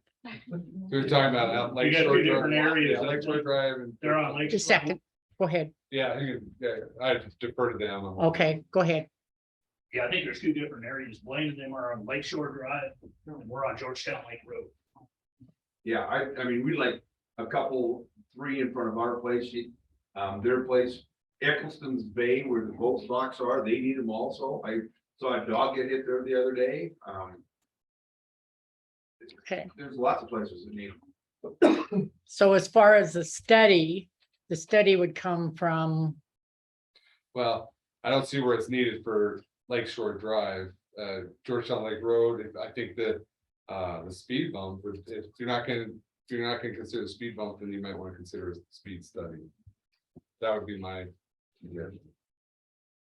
okay, so, Speed, so don't that Go go ahead, back Scott. on the speed study, when they do that, they go back on the average of the speed, so then they clock anybody and they get them, and that's can come down to 40, right? Well, I don't believe it wouldn't be the Department of Transportation. The county would have to hire a separate company to do it. Well, that's not gonna happen, so. no, and then the best thing to do is to discuss, and future discussion on the agenda is for signs and speed bumps. Is that your recommendation? Yes. And then this would, He's trying. go ahead, Scott. You know, he's trying to get that trailer fixed. Like I said, he called all around. He's trying to get the parts for it. And then if not, he was going to try to send it back. So I haven't talked to him lately, but that's what he told me. Well, the one comment, the sign thing, the whatever it is not going to eliminate the problem. The speed bumps and the signs will hopefully eliminate most of the problem, is what they're asking for. And it's something that Granite County should, I feel, do. What do you think? I mean, it's something we can't make a motion today because it's just for discussion. But it's something that we need to discuss and decide. Go ahead. Do you know, does the trailer record speeds? Well, So it, you would know whether, I mean, I know you can't give a ticket, but if. you know, it shows the speed. Well, it shows the driver the speed, but is there any recording mechanism so to come back to y'all saying, okay, you know, you got a lot of excess of 50, 60 mile an hour, 40 mile an hour people in the 25 mile. I doubt it does that, but That may, I don't know. that'd be a question to find out Yeah. on your trailer to know whether it did that or not. Yeah. I don't think I- think it's programmed to do that. The one in Rock Creek, they were trying to get programmed to do that, and I don't think it ever did get programmed.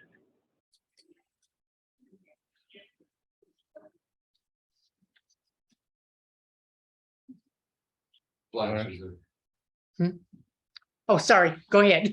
Thank you. Christine Hall, 253 Lake Shore Drive. I thought a solution would be, the camera that takes the picture of the speeder and you send them a ticket in the mail.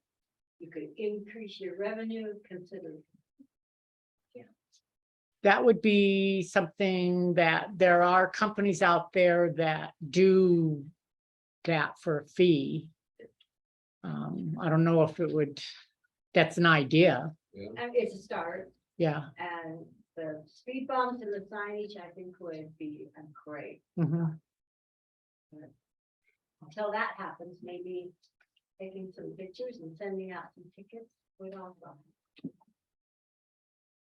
So I would, let's see, what time is it? It's 1. We've got a few more minutes. If anybody has any more, go ahead. Steve Dawson, 5 Dusty Lane in Edwards Tract. And I was going to mention the speed bumps too. I think that's a great idea. And if, we would need some on our lane too. I believe it's a county road, Dusty Lane. It's a dirt road and people flying up and down that road just puts a ton of dust in the air all the time. There's 2 15-mile-an-hour speed limit signs posted on that road. And every like I said, everybody's doing 40, 45 miles an hour. The only time they slow down to 15 is when they're pulling in their parking spot. But there are kids and dogs and deer and everything there too that have gotten hit. So I'd like to propose that if you're gonna lay some speed bumps, put 2 or 3 on our street also. The lane is private. Yeah, I'm not aware that it's kind of, we can look into it. The county maintains our road. They used to, they quit about 5 years ago. So there's a bunch that are public roads that the county are county roads, that the county stopped maintaining, since they're not county roads. We'll have to double check that. Yeah, so if it's not a county road, then we would have a speed bump. The homeowners could do it themselves. Yeah. Yeah.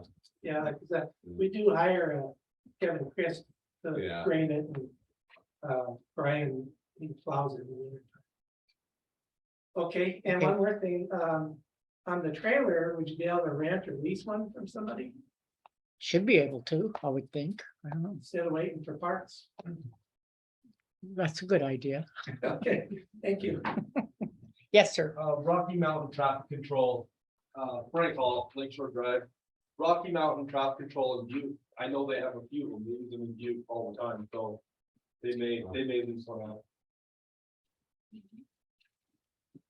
Okay, thank you.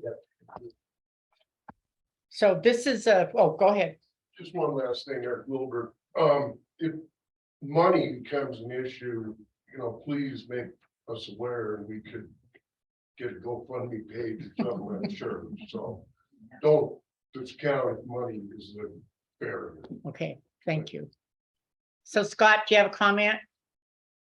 Nope, no. Definitely needs to be looked at. And because this is a discussion meeting and it's an under advisement meeting, we need to do research on this and we need to, how would we help me? Well, I would say have it on your agenda, hopefully next So, week. yeah, I mean, the next week or the next 2 Yeah. weeks, because we're looking at Like 2 weeks. 2 weeks. Meantime, I'd encourage you to, have Paul All County Road Yeah. Superintendent look into the speed bumps, costs and signage and so forth, so you Okay, know, and then, we can Is- follow up on that trailer, looking at leasing. it. yeah, but it needs to Yeah. be done, not thought about. And, oh, were we supposed to do that? And we'll,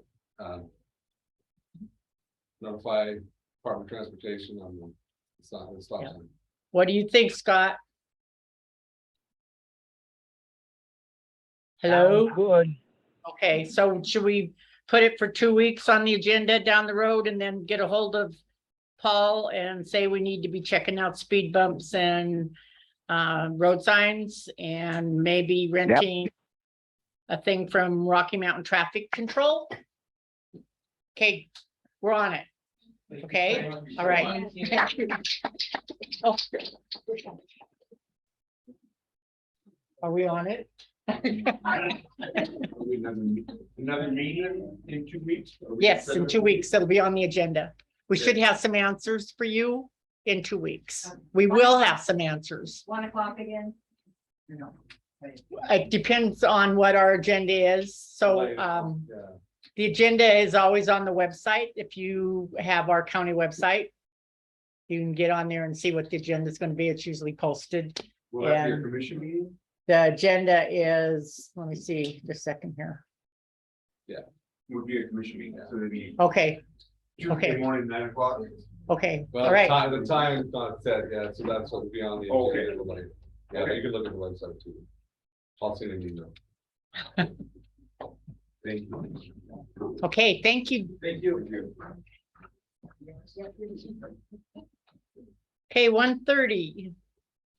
Proposed emergency resolution on fire restrictions for area under county control. Discussion. What are you guys doing? State's not doing anything wrong, nor are we recommending it, looking at the fuel moistures. And the lack of issues we've had with either lightning caused or for human caused fires that just non-existent this year. So. There's three. Yeah, common sense is prevailing, isn't that amazing? There are 3 counties, I believe, in the state that are under some fire restrictions, or 3 areas, I should say, over by Billings.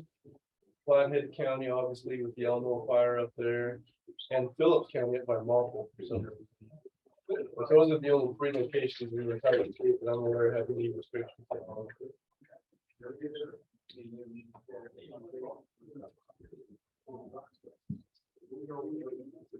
That's what I read.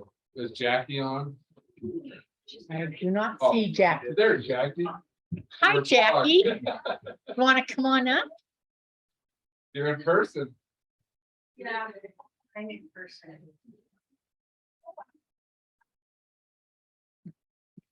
Like I said, in the chair. The chair.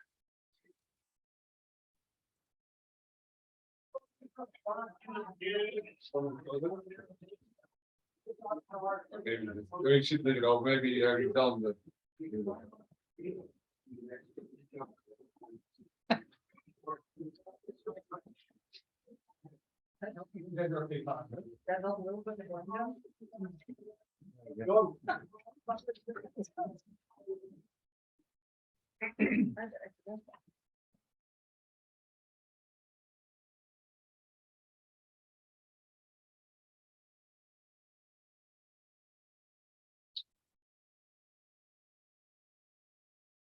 You ready? Okay, well, do we, what are we doing? Do we need to make a resolution or what? Well, the Forest Service is not in the forest is not in stage 1 or the state, so neither of the states. There's only one county and that's Lake, that's in stage 2 because of the fire there. So. Usually don't we go, Go ahead. usually don't we go on the recommendations of the DNRC? They call in and say that they're up into 1, 2 or whatever, and then we make a motion to go through it that way. Right.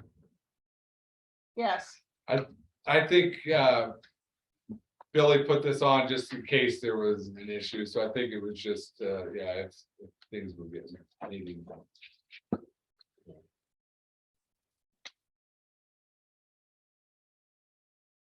So I'll make a motion not to do anything right now. Take a look at it maybe weekly. See what the state and the Forest Service are doing. Okay, so when it, on the agenda, it says proposed emergency resolution, we don't really have a resolution, correct? I mean, I have the model resolutions if and whenever needed, but I didn't draft one specifically for today. And your motion is again? What?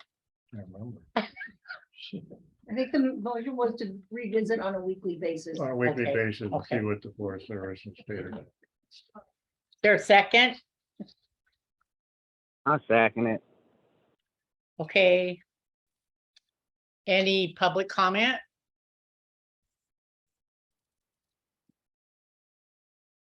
Okay, all in favor? Aye. Aye. Did you say aye? Scott? Aye. Okay, thank you. Aye. Motion passed.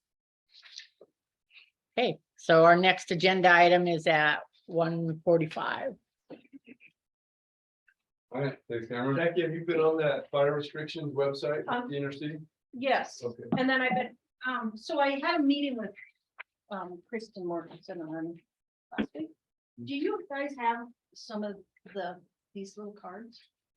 They don't look familiar. They're nice. So she said there's stage 1, stage 2, and then I got banners from her that we could like put on the east end of town or on town, like when and if, but there's the website and there's QR code that people can download and the wildfires comes up. But if you want more, do you think we're gonna need some like for, I don't think we're gonna need restrictions all summer, but I know, And that's what these, they kind of formulated these last year at the end of fire season. I'm gonna throw them over I'll just put them downstairs in our office or talk to Scott Dunkerson. We'll get them in the sheriff's office or somewhere where it's accessible. But, yeah, it was a great little meeting but I think we're gonna be good. Yeah. Fingers crossed. So this fall's looking average temperatures with above average precipitation predicted. Well, and we're looking at monsoonal weather by the end of the weekend. Yeah, Yes. I'll believe it when we. Yes. Yes. So, But we're sitting really good this year compared to an average year yeah, as far as the live moisture in plants and even the 1,000-hour fuels are just not wanting to really burn this year. well, and like last week's meeting, everybody on the whole Western United or Montana was in that same. I think we're gonna be fine. So do you jump on the call every Tuesday morning, the restrictions call? No, I don't have that website. I go on. Granite County's kind of in a weird place because it's kind of the south. And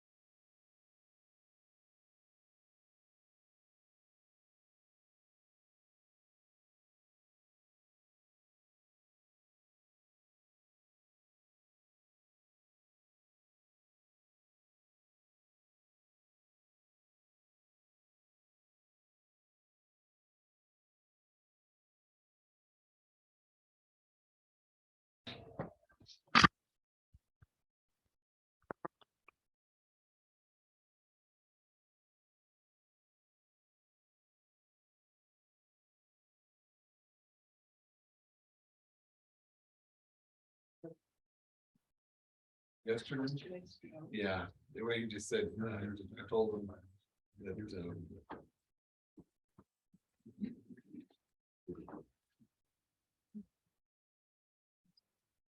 talking to folks and that they were gonna check, but they were dropping all this.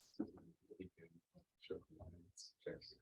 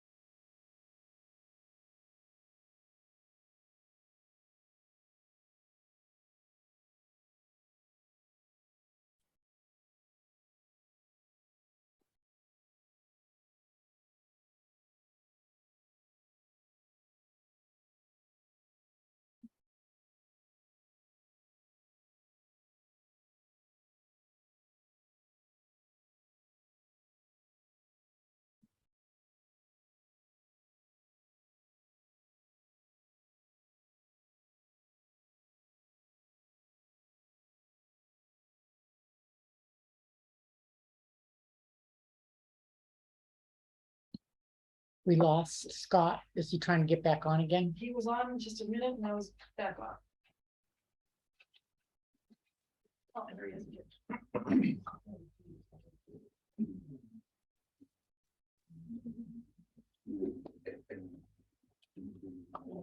It's not.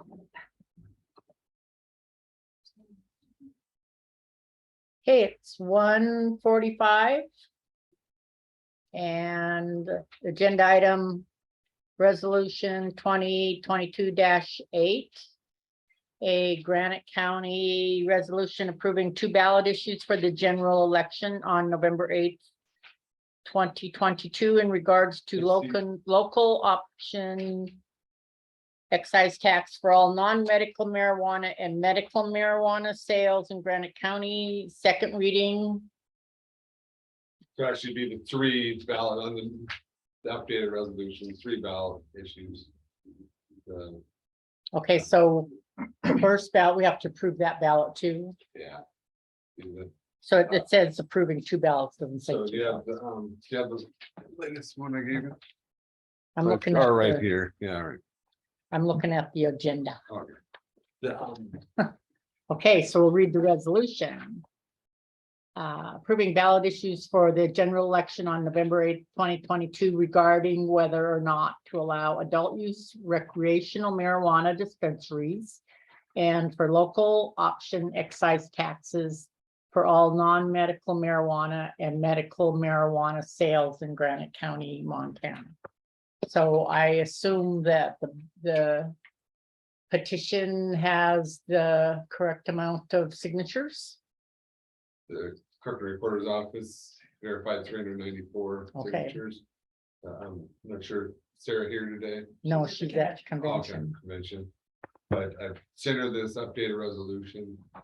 The one that we had last week did talk about the potentially recreational marijuana dispensaries would be on, so. Okay. Well, I'm gonna start this thing off, I guess, so, I'm gonna restate what I said last week, and I don't think I made it in the minutes, so I want this into the minutes, that it's been proven that high taxes create a black market. In other states, okay?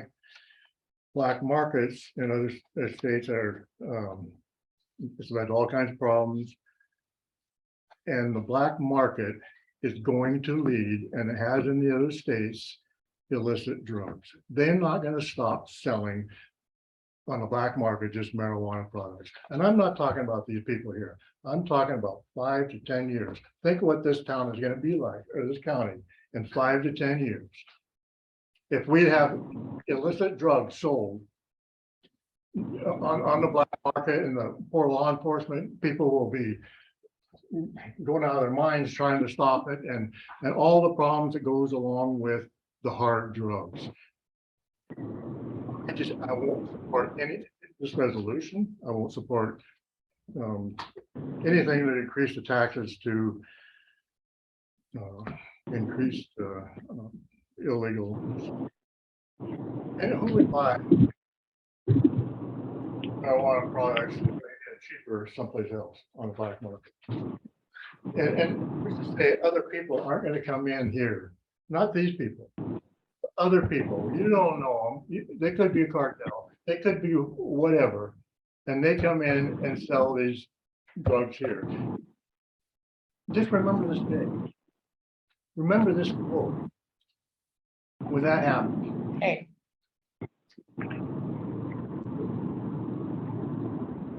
An amount of 3% tax, so on $300,000 would amount to $9,000. And I think you said in the last meeting that we don't even get all that. Like 50% goes to the state, right? no, 50% goes to the county, 45% goes to the cities, and 5% goes to the state. for Okay, so administrative fees. $9,000, so $4,500. What's $4,500 gonna be? Somebody's insurance. Nothing. Well, we're not gonna. If you have a create black this. market, it creates a black market. That $4,500 are gonna be spent in courts and whatever, and law enforcement or whatever. I mean, it just doesn't make sense. So remember that, remember this day, remember this vote. But I don't see anywhere where it says black market in this resolution. But it's been proven that's what's gonna happen. It's been proven what. In your other percentage states. is. I'm not gonna argue with you. There's no argument. There's no argument here, please. There's other states have warned our state not to do this. Where is it in writing that it says that? Not in writing, taking the word. Of course not. Okay, so what do we do here? Scott? Are you on? Yeah, I'm listening. What is the deal? Why is it just 3%? Is there a way that you can up that so it covers the cost of the law officers? No, the 3% is by statute. The counties can't increase that number. The state has their tax on it. So. This That's is as much as we can get off of it. 3% is the most right now per statute. So, Not state statute, Blaine? yes, yeah. And I don't think Okay, you've. 'cause I had to- Oh. Go ahead. I don't think you've seen this latest resolution. It calls for the ballot language on the recreational marijuana dispensaries and both of the taxes on non-medical marijuana and medical marijuana. And the fourth ballot issue would be the hospital district, the mill levy for the hospital district.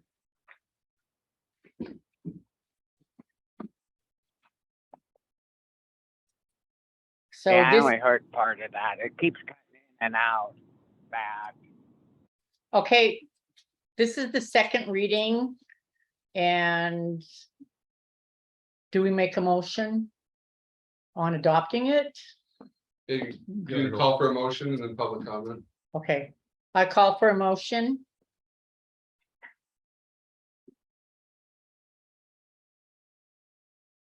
To adopt the first one. This is the recreational one with the 3% tax. So Scott, this is Blake, can you hear me? Why don't you come closer, maybe? Okay, Blaine speaking, Scott, just a sec.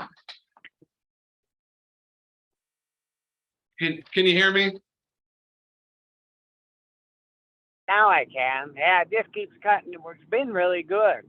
But, so this first resolution's on the one that's for the 3% tax on the recreational use.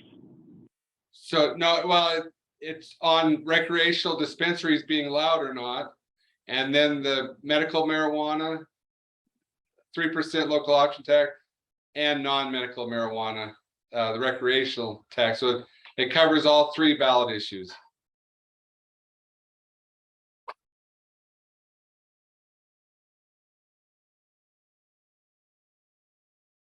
Is there a motion? Okay, I'll make a motion that resolution 2022-8, a Granite County resolution approving, would it be 3 ballot issues? Yeah, and it discusses the mill levy for the hospital district, the fourth, but that was Okay. already established by resolution 2022-7. For the general election on November 8th, 2022, in regards to local option excise tax. Do I hear a second? Second it. Scott, did you hear everything that's in this resolution? Yeah. It's the 3 ballot issues. So the 3 ballot issues means that the people that had the petition got enough signatures to have their issue on the ballot. And then the non-medical and medical excise tax on the sale in Granite County. Yeah. Okay, so there's a second. Is there any public comment? Jackie? Yes, I'm Jackie Butler. I'm a taxpayer in this county. And I urge this to go through because we all need a little tax relief. It's going up and up and up, but nobody thinks of a way to bring it down a little bit, do they, Mr. Hinkle? Not gonna relieve your taxes. Pardon? It's not gonna relieve your taxes. Well, we could use a little more dumpage at the dump. Yes, eventually it could, but it's your narrow-mindedness that won't try anything to help a little tax relief.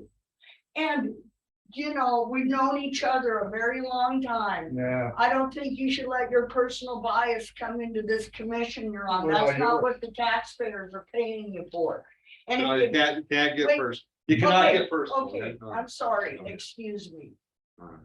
Okay? Okay, I gotta get myself back on track. I realize I have 3 minutes. We didn't turn anything. Well, that's one thing Ann Fillmore taught me is to try to spit her out in 3 minutes. It's been a while. Chuck, there's so many benefits to pot over thousands of years. They aren't giving pain medication anymore when you leave the hospital. What are people supposed to do with for the pain? I'm not, You know, you I'm don't not have to smoke criticizing it or eat medical it. You can marijuana. rub it on you. I'm not And- criticizing medical marijuana. Not at all. Well, not everybody can afford a medical card. Not everybody wants to get one. Maybe their loved one's dying and they'd like a little relief. They'd like to sneak down here and get a little and go home and give it to them. This isn't the same pot as what it was 20 years ago. Oh, it's worse. Let me tell you, it was so much better 20 years ago. So much better. You are so ignorant to the fact. Don't tell me. I'm Indian. I had They didn't know what was wrong with me. I kept dying and dying and dying. And then finally, when I was 60 years old, I had the big heart attack. But if I wouldn't have smoked pot, I wouldn't have made it till I was 60. And my last appointments, and I've been able to buy recreational marijuana. My heart doctor said I'm doing great, smoke all the pot I want, but please quit smoking the cigarettes. So, you know, what can a person say? You just are not informed enough, Chuck. That's No way, bottom I'm way line. informed, I'm way more informed. Thank you, and. What about the thank stock you, market? And it's not, this isn't done yet by a long ways. Because we need a little bit of tax relief anywhere we can get it. Unless you can afford to shell out some. Thank you, sorry. Any other comment? Yes. Please state your name. Justine Richmond. So I do think the language is clear in all three ballot issues. I just encourage that if it's not clear in some way, or if there's a way to make it less confusing, an opportunity might be to actually state in parentheses in ballot issue number 2, either C ballot issue number 1, or just some reference to ballot issue number 1. If that might make it a little bit more clear, whatever we can do to make that effort come recognized. It's gonna have to be this language. What's that? It's gonna have to be the language we have. Well, she's saying in the,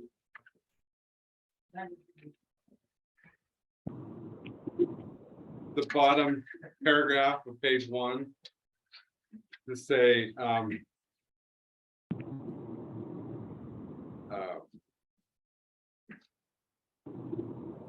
if non-medical marijuana dispensaries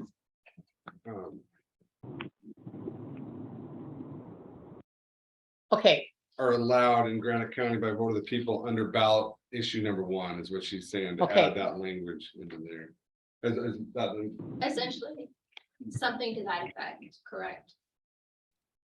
Is it possible at this time to add language?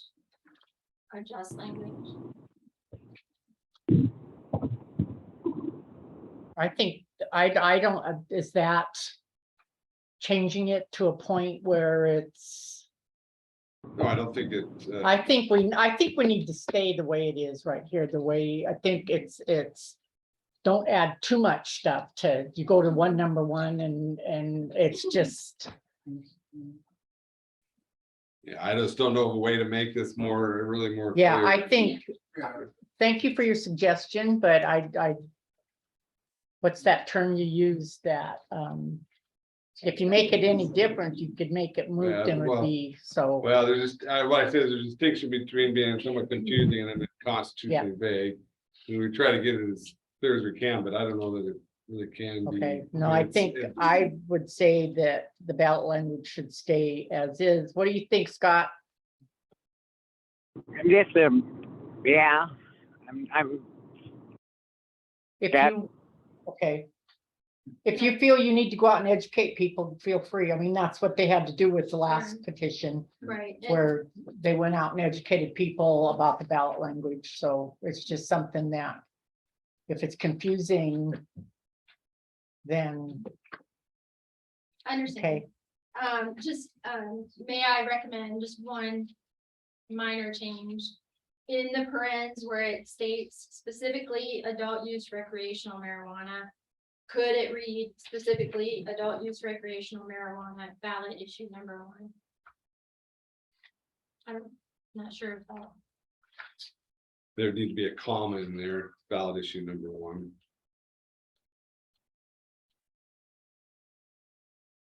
Or per ballot issue number 1, but. I'd defer to the commission on that, because I don't know that. I think it should stay the same. I really do. I'm sorry, but get out there and explain it to the people. I think Blaine researched this and he's got the language as easy as he possibly can. And I think it needs to stay as is in the resolution. Okay. Just Let's wanted to- quit messing around. This is the second reading. So Sure. this. You Yeah. discussed this, I think, in the first reading Right. and Yeah, I think you guys could do it if you think it makes it more clear. That'd be the commission's decision. well, Sure. I know Chuck doesn't want to make anything to do with it, so You got that Yeah. right. he made his point perfectly clear. So anyway, any other comment? Are you Okay. still, No, I just want to say thank you. I just wanted to provide a Okay. recommendation. yes, Elena? Yes, Okay, Elena Gagliano for the record and clarification on the ballots. There are 3. And is now be it further resolved going to be part of it? Is there just going to be vote in one oval? Shall licensed adult use recreational marijuana dispensaries be allowed in Granite County, Montana?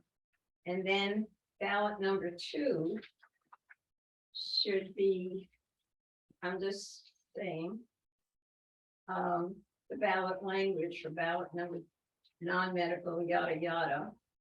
And then oval for against. And then number 3, the introduction, and then for or against, but the rest of that's not going to be on the ballot, right? Correct. Yeah, it just, that now therefore be resolved is just the resolution language, not the ballot. Okay. language. And then one other thing, so then that would basically clarify everything, except in ballot number 2, why not just instead of non-medical marijuana, local option, why not just adult use recreational marijuana? That would be clear, and it would be in tune with ballot number 1, because we're talking about recreational marijuana instead of putting in non-medical. I think that would be a little bit clearer. And the same thing with, well, 3 is, I think is pretty clear, medical marijuana, I think that's clear. Yeah, ballot issue number 2, I agree that it's tough to craft that language, but I'd defer to the commission on that one as well. if What do you think mean? What she's saying, do you want to say that again? That, instead of having if non-medical, just have if adult use recreational marijuana dispensaries. So just leave out that, and just leave out the non-medical marijuana. And use in its place adult use recreational marijuana. so just line through, The non-medical okay, marijuana. so you would say if adult use recreational marijuana dispensaries are allowed in Granite County by vote of the people, shall Granite County impose a 3% local option marijuana excise tax? Right. Pull out No, non, no, it's more clear the way it is. Recreational. And just recreation, adult Yeah. recreational, just leave out all the references to I non-medical. mean, he tries to explain it like. Leave it. okay, Chuck wants to leave it. What do you want to do, Scott? Say that Chuck wants to leave it like that. Chuck would like to leave it if non-medical, and then in parentheses, it says specifically adult use recreational marijuana. Yeah. You want Yes, it that I way agree with Chuck? Okay, all right, so I can it, see the point in the- language stands as written. Okay. Any other comment? Yes, ma'am. Jacqueline Butler for the record, former town council person. I insist you write our mayor an apology letter, and if you can't do that, I insist you resign, or I insist this commission take care of the problem. Thank you. Have a nice day. What was that about? What was that said? This is somebody named Jack. It didn't pertain to the ballot language on resolution 2022-8. Oh. Okay, so no more comments?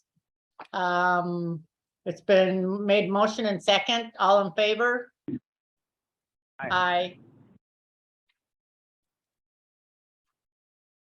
All in favor? Are you there, Scott?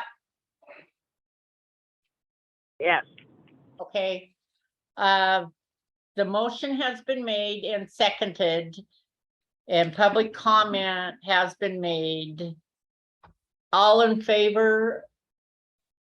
Aye. Aye.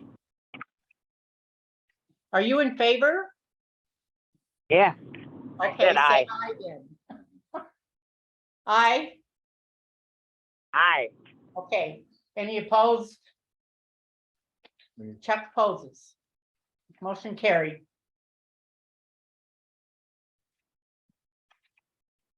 Okay. Ooh, it's 10 after 2. We're a little late on emergency phone service in Georgetown Lake area. If you would, could you see if Scott would give, Commissioner Adler would give someone permission to sign his name to the. Oh, Scott? Oh, You there? I was right here. He's hung up. Scott, this is Jackie. Are you still there? Yes, I am. You're on speakerphone. You're on speakerphone. Scott, we need a signature on this resolution.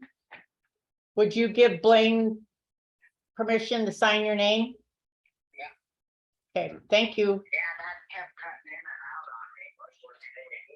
Okay, all righty. Okay, all right. All right, talk to you later. What do you say? Yes. Yes.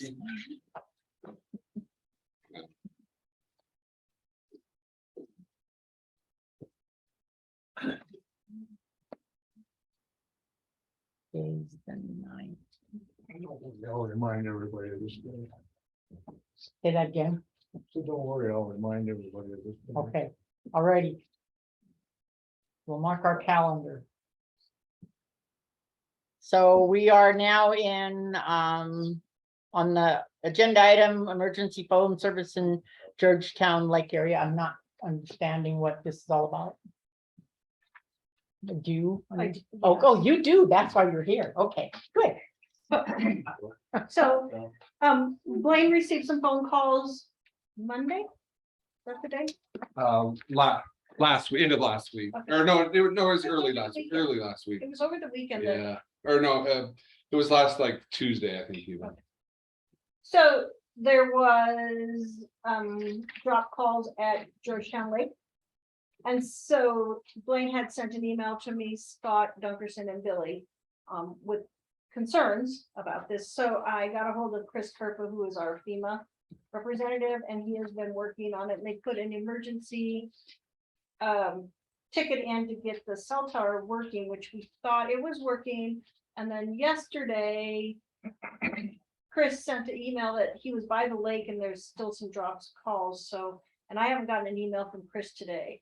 Well, yeah, so I don't know that it was, Chris was at the lake, but Nikki Sanders was and said there was some potential some There were drop many calls. drop calls yesterday Yesterday, and Saturday. Every weekend, we have drop calls. Can you state your name, please? Mickey Sanders. Thank you. So it's yeah, specifically Verizon, right? Yes. Everyone, yeah, is the issue. Chris Kirk with FEMA did say that he would follow up, but he asked for addresses of where it was being dropped. If you could get those to me and I'll forward them on. I will. Okay. We will. Okay. We're So, having all kinds of problems with the cell service. and Chris Kirk mentioned that, he said it wasn't just Georgetown, that it was Granite, places in Granite County, other places. right, because when we have sent out some iPods alerts, like T-Mobile and what's another one? They're getting them and Verizon people are not. So we have been working with, AT&T. yes. Yeah. So we've been working with Verizon, trying to figure out the problem, but I don't know if Chris was going to call Washington DC was the last conversation I had had. So he's got the contacts with Verizon, but we are working on it, trying to get it. It's just a decision. No, it's just a conversation, I believe. I'd make a motion to contact Senator Dane and have him go after. Well, you can't motion this one decision. I know. I think right now But I that would do it. the, But I do it. If, we're voting on ifs, so I can do. if, I would say, Chris Kerp is working on it, so see how he does, and then if, 2 weeks or 1 week we still don't have resolved, then, yeah, go that route as well. But, Do your we need thoughts it on the that? agenda? Yeah. Couple weeks? Bruce, yeah, Bruce. Yes. Okay, works as well. It's okay? Okay. Yeah. Did you, I haven't been in front of this board before. My name is Bruce Sager. I'm originally from Anaconda, graduate of Montana Tech. And I spent 40 years in the energy industry, kind of around the world. So I've done everything from engineering to finance to IT to procurement. So kind of touch on pretty much everything Verizon is facing here. We've owned property in Granite County since '98, bought a second property in 2011. In addition to us, my family goes back to the Beals at the Dude Ranch back in the late 1800s. My wife's family goes back to the Ethelsons in Ethelson Bay. So we have tons of, not only our personal property and family and friends. In addition to that, I'm also the director and current president of the Jericho Bay Homeowners Association, and I'm on the Georgetown Lake Homeowners Association as a director.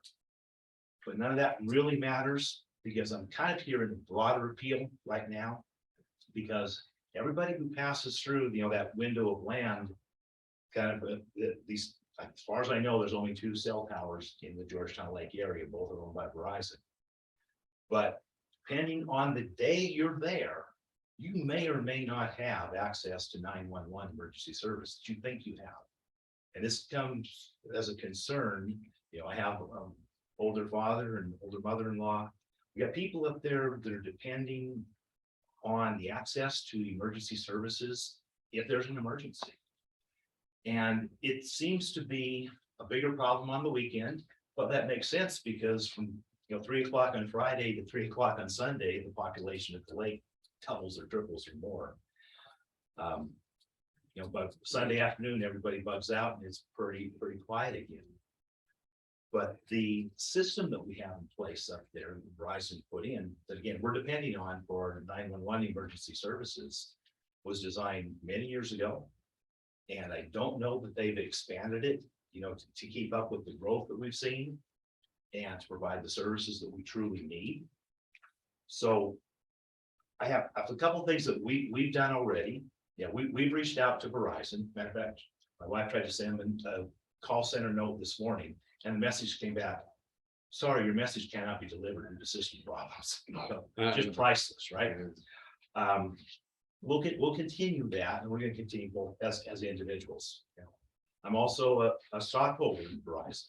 I'm going to write them a letter directly to investor relations. Say, look, this is not acceptable.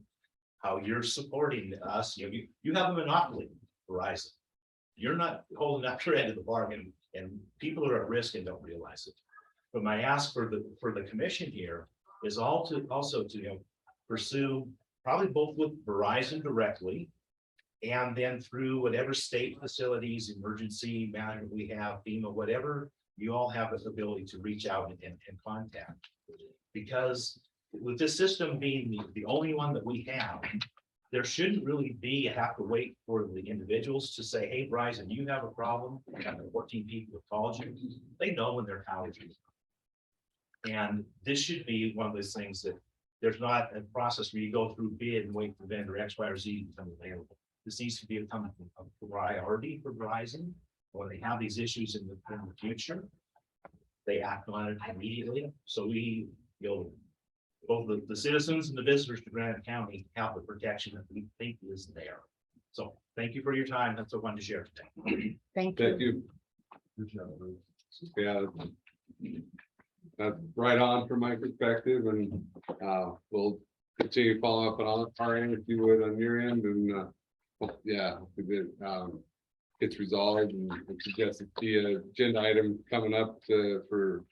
So Yeah, are that we decision if you need to contact. putting this on the agenda? Or are we reaching out to Verizon, then getting it on the agenda? Well, And how are we doing this? so,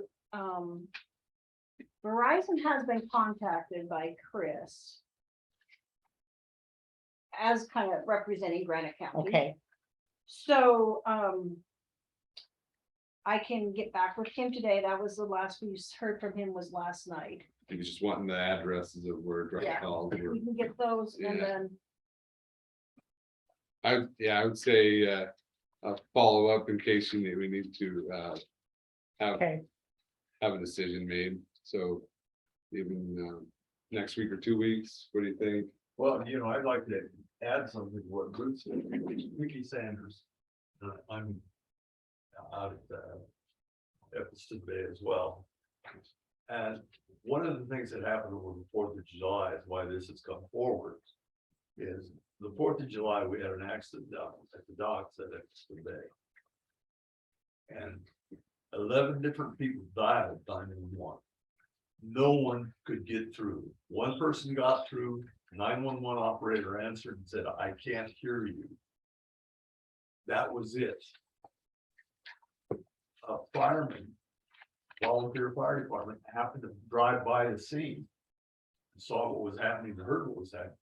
On his radio, he called the Anaconda Fire Department. The Anaconda Fire Department then called an ambulance to come to Georgetown Lake. It was 1 hour. It was 1 hour. It had either of these men been damaged, they could have died on the spot. no, But, it's serious. yeah, What Bruce said, we're concerned about the age, here I'm talking about people being aged. We're concerned about those of us that need emergency service.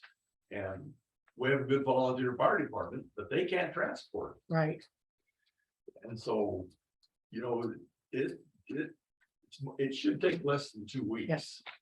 I mean, it's just, there's no excuse for it. I agree.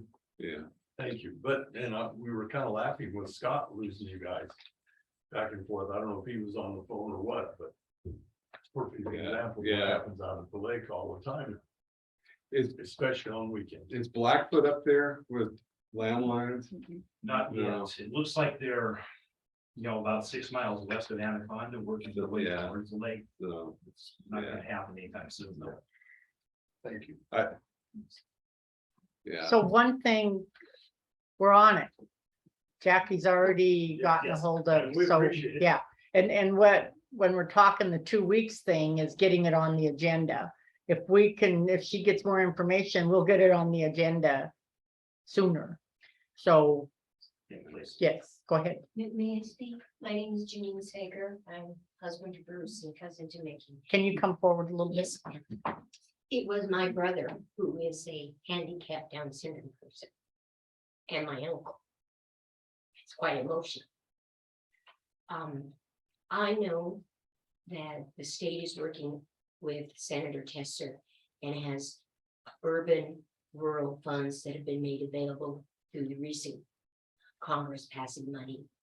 I don't know if this is something that you, as the commissioners of Granite County, can also pursue so that there is an assistance financially to get this done. But as my husband spoke, Verizon has the monopoly. Mhm. And God forbid that something happens to someone at the lake. And it's not just Georgetown Lake. When we drove from here to Phillipsburg, there are dead pockets. Yeah. And the part about even getting to the volunteer fire department that services that area, and they couldn't even transport it. The other issue was the ambulance didn't know where to go. Because with the 911 service, when you call, they drop a pin and they're required by federal law, the telephone service companies, to give location information of where that 911 call was made. Now it's second-hand story to me, but when that ambulance was dispatched, thank God, only by the radio dispatch of the volunteer fire department to the Anaconda Fire Department, They could not locate where the accident had happened. They were driving around and decided to come the other direction. And they happened upon the accident. So not only did we not get 911 service, we weren't able to effectively communicate where the accident had happened.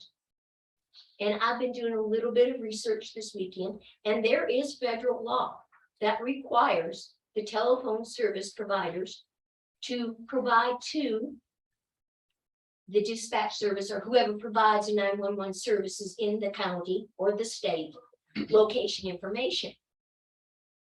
So this is just more than just a telephone drop-in.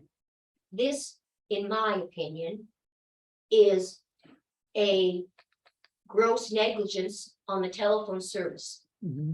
I do not know what you can do. I plead with you. I am willing to go door to door to every person in the Georgetown Lake area and through the county to write petitions, to do whatever can be done.